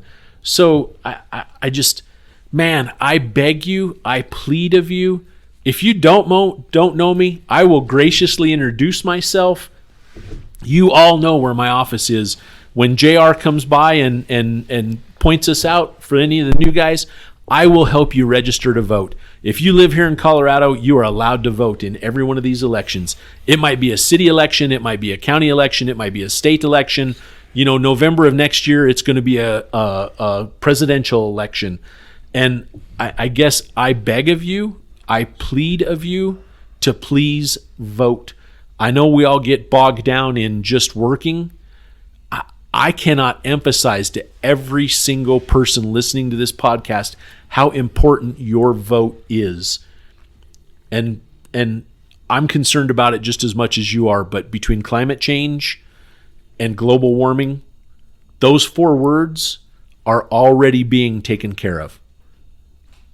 There is nothing more we can do, right? We have ways to lower our costs here in Colorado that are not harmful to what's going on. And I have so many things I can continue to go over. I'm just going to stop there because I know everybody's like, Brother Dave, I've heard enough of your politics and I'm sick of listening to it. But I feel it's my duty to ask you to not only vote, I ask you to share a conversation and talk to your neighbor about this.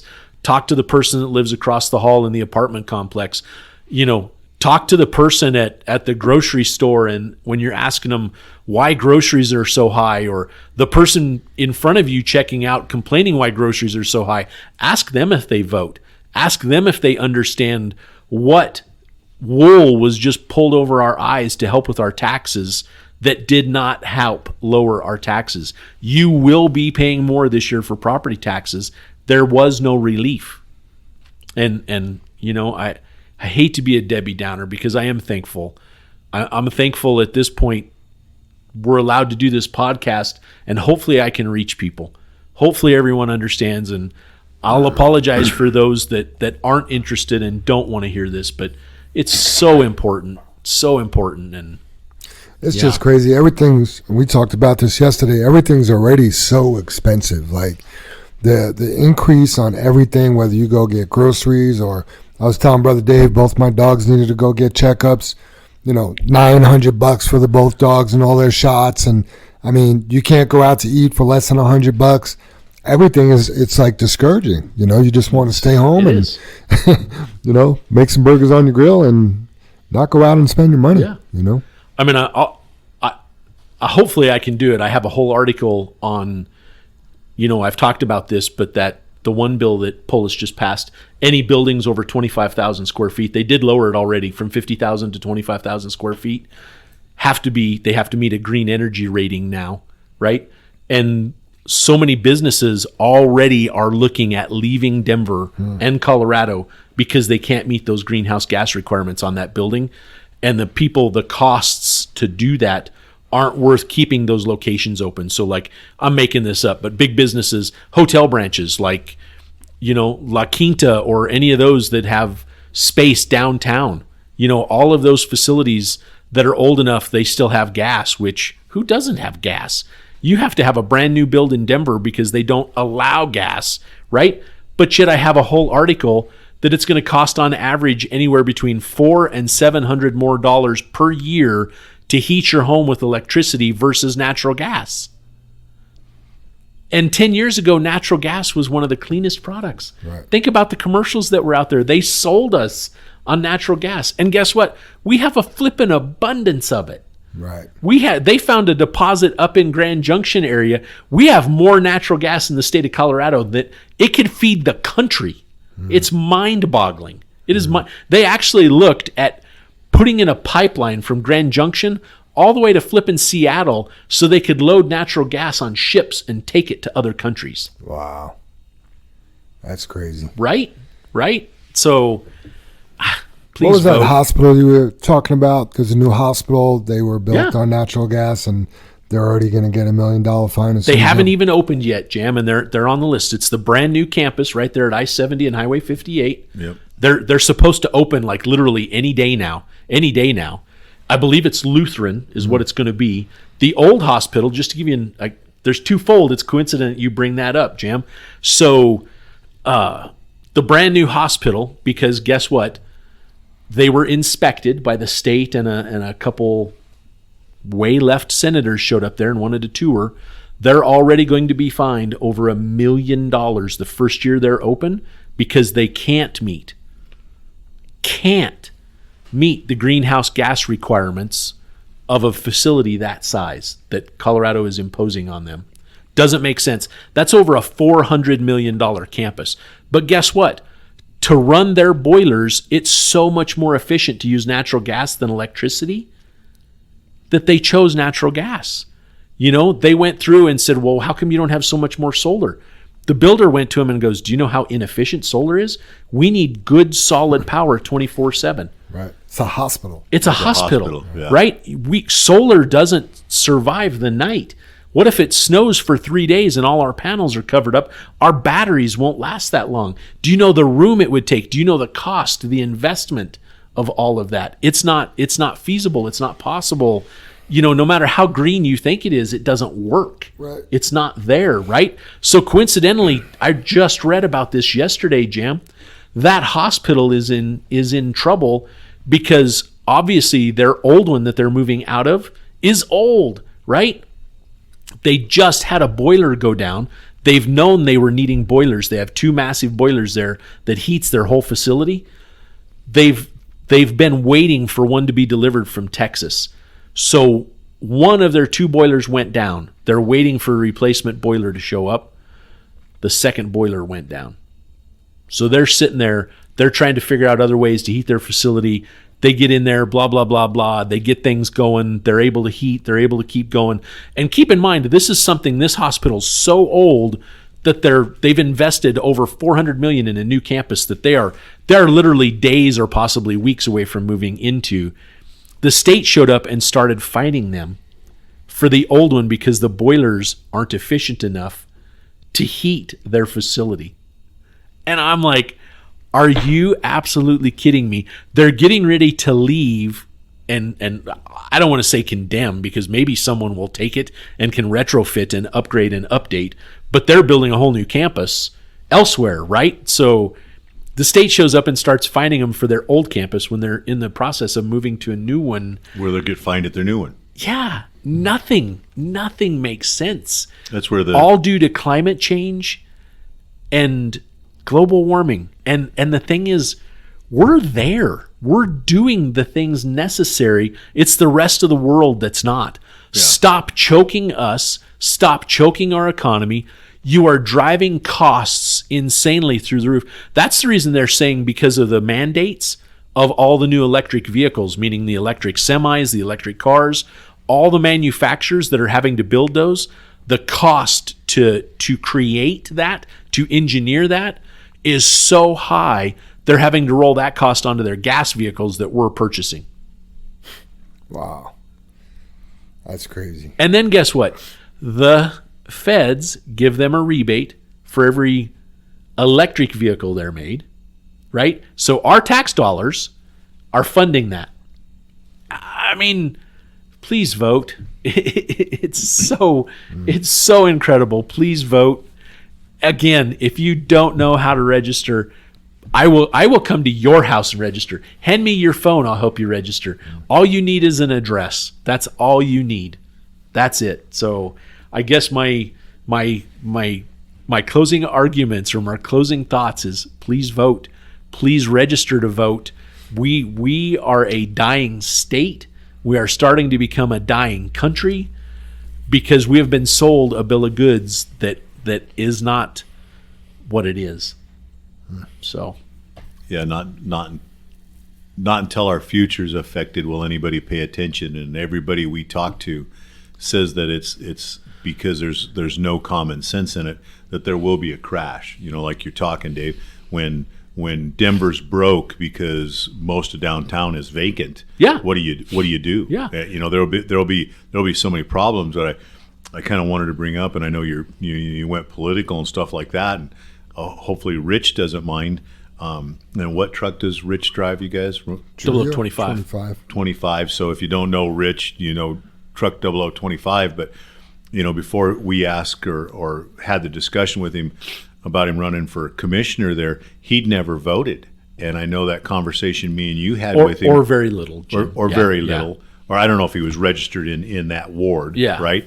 But the conversation we had after the election was Rich stated that Joni said, "Hey, if you didn't vote, you can't complain. You don't have any right." And Rich was like, "Oh, she was exactly right." And Rich got involved, and I mentioned it on last week's podcast and several times since the vote, that how it changed his life. And I think any one of you can reach out to Rich, and he'll take the time and he'll discuss it with you on how it changed him, how he felt like he's involved. And whether you want to look at it as being political or not, we're just trying to get you involved, and as an American, just like we just said here, just doing your job, opening your tailgate, sweeping off the hatch, being as a part of an American, part of your job to protect the freedoms and the life you have is to vote. So we need you to just do your jobs as an American. And that American, that's not trying to take away from your heritage of being, Spanish, Italian, German, whatever. I love people's heritage. As an American, it's what you can do for our country as together. All nationalities went out and protect our country every day. Yeah. And that's part of your job, and that's what I'm hopeful for, that by voting, and what Dave's hammering on everybody, is that we elect the people that can make the changes. Yes, because here's why, Jim, and I hadn't thought about it until you brought it. I mean, I've thought about it. You kind of touched upon it. Being an American, doing your deed, fighting for the right thing. Guess what comes out of your check every week? Taxes. Do you ever wonder where those taxes are going? OMG, you better look around you, and all of your taxes you're paying are going to their agenda, not ours. Is it what you want? Is it what you can afford? And I guess, I want to break it down. Did you go to the grocery store and buy food? You're paying more because of this. Mm-hmm. Do your kids need shoes? You're paying more for them because of this agenda. Mm-hmm. Did you try and buy a car, used or new? It doesn't matter. You're paying more for it. I don't care. Did you order something on Amazon? You're paying more for it because of this agenda. Stop and look around you. Open your eyes. Realize what's going on. I beg. I truly do beg that you get involved, and it's as simple as, writing your name on a ballot and signing a few deals and, drop it off, mail it in, whatever you need to do, but register and vote. Only 20% did in Rich's ward. 20% of the people that live there voted. And I truly believe the majority of the people that didn't vote are the ones who are struggling the most, and they don't even know they're affected by this. They didn't know they could make a change, Dave. Right? I don't think they think their vote counts. It doesn't matter. Because they're too busy struggling. Yes. Yeah. They don't have time. They're working. Yep. Some people don't want to vote because they don't believe in the people that are running. They don't know because they haven't done the research. But right.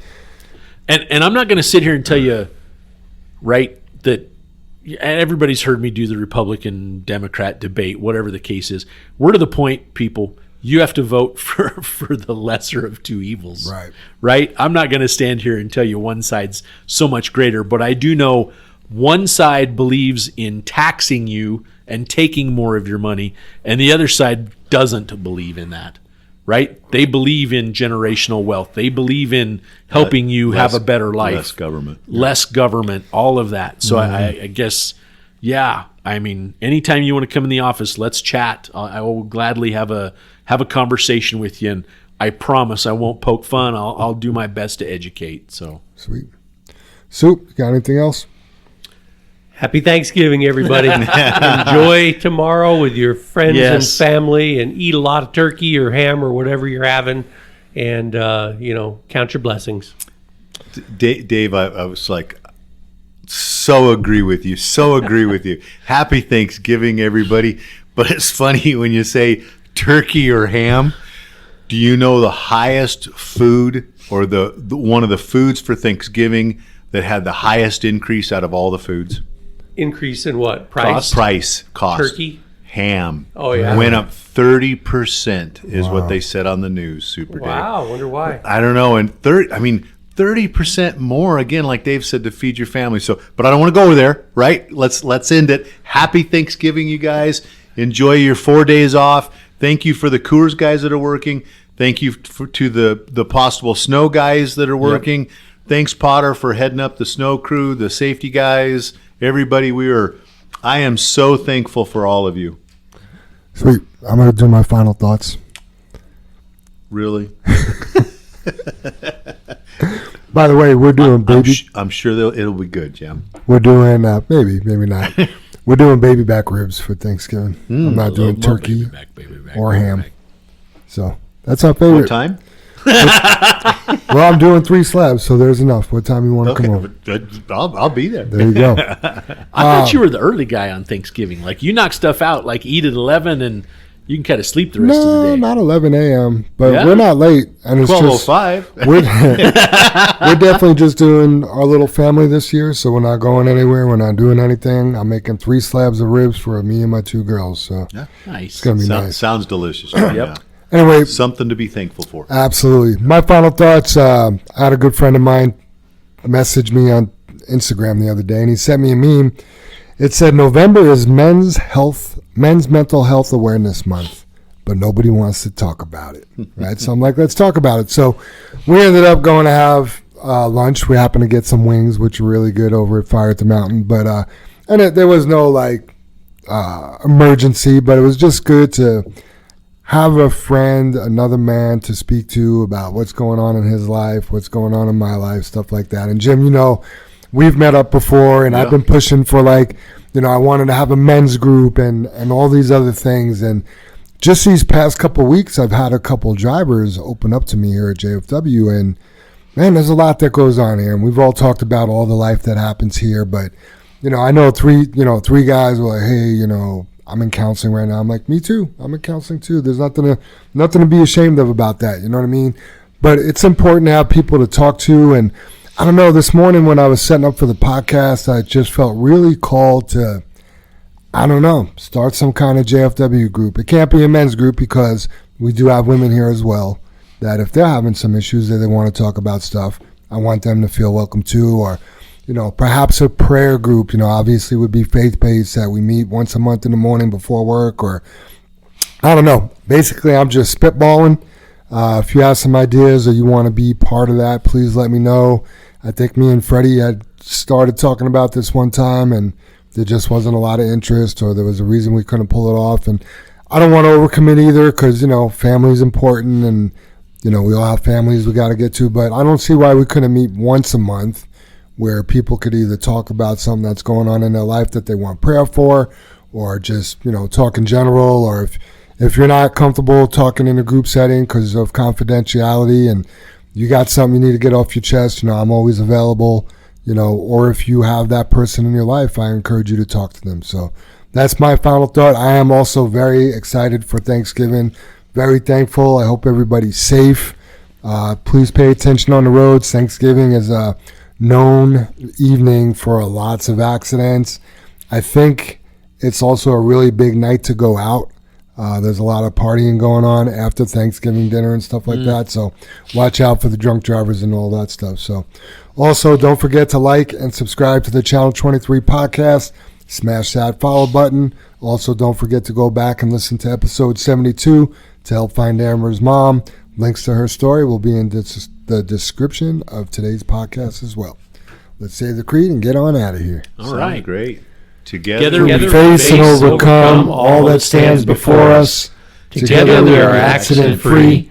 Together we joyfully create honest value for those we serve.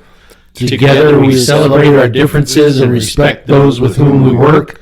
Together we are accountable for our words and our actions. Together we are the JFW family. Happy All right, Thanksgiving. happy Thanksgiving, everybody. Yeah. I wrote up. I see those big, bright, shiny red trucks just a trucking down the road. Those big, bright, shiny red trucks just a looking for another load. Well, it's a family tradition, any Rocky Mountain Day. Our fathers before us showed us the way. We work for asphalt cowboys and concrete kings, but that's never been a problem, cause we got diesel in our veins. We've got diesel in our veins. I see those big, bright, shiny red trucks just a trucking down the road. Those big, bright, shiny red trucks just looking for another load. I hear there's a couple million tons to move. I see them everywhere. So you best get out their way and watch that sand and gravel disappear. There's another run to make. We gotta get it there on time. And we got what it takes to lay it all out on the line. We'll lay it all out on the line. I see those big, bright, shiny red trucks just a trucking down the road. Those big, bright, shiny red trucks just looking for another load. Those big, bright, shiny red trucks got the best drivers in town. They got all the tools they need to keep that hammer down. When they hit them scales, they won't need to dodge them, won't need to duck them. They just keep that hammer down, and they keep that diesel trucking. Keep that hammer down, and keep that diesel trucking. I see those big, bright, shiny red trucks just a trucking down the road.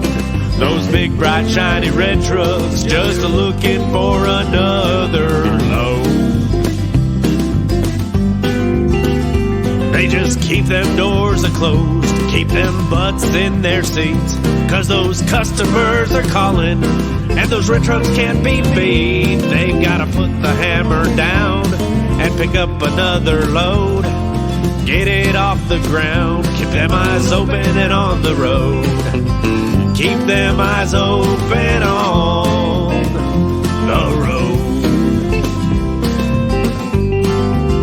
I see those big, bright, shiny red trucks just a trucking down the road.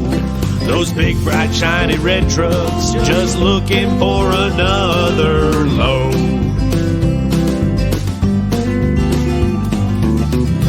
Breaker 23, anybody got a copy on that Channel 23 podcast? Welcome, and thanks for listening.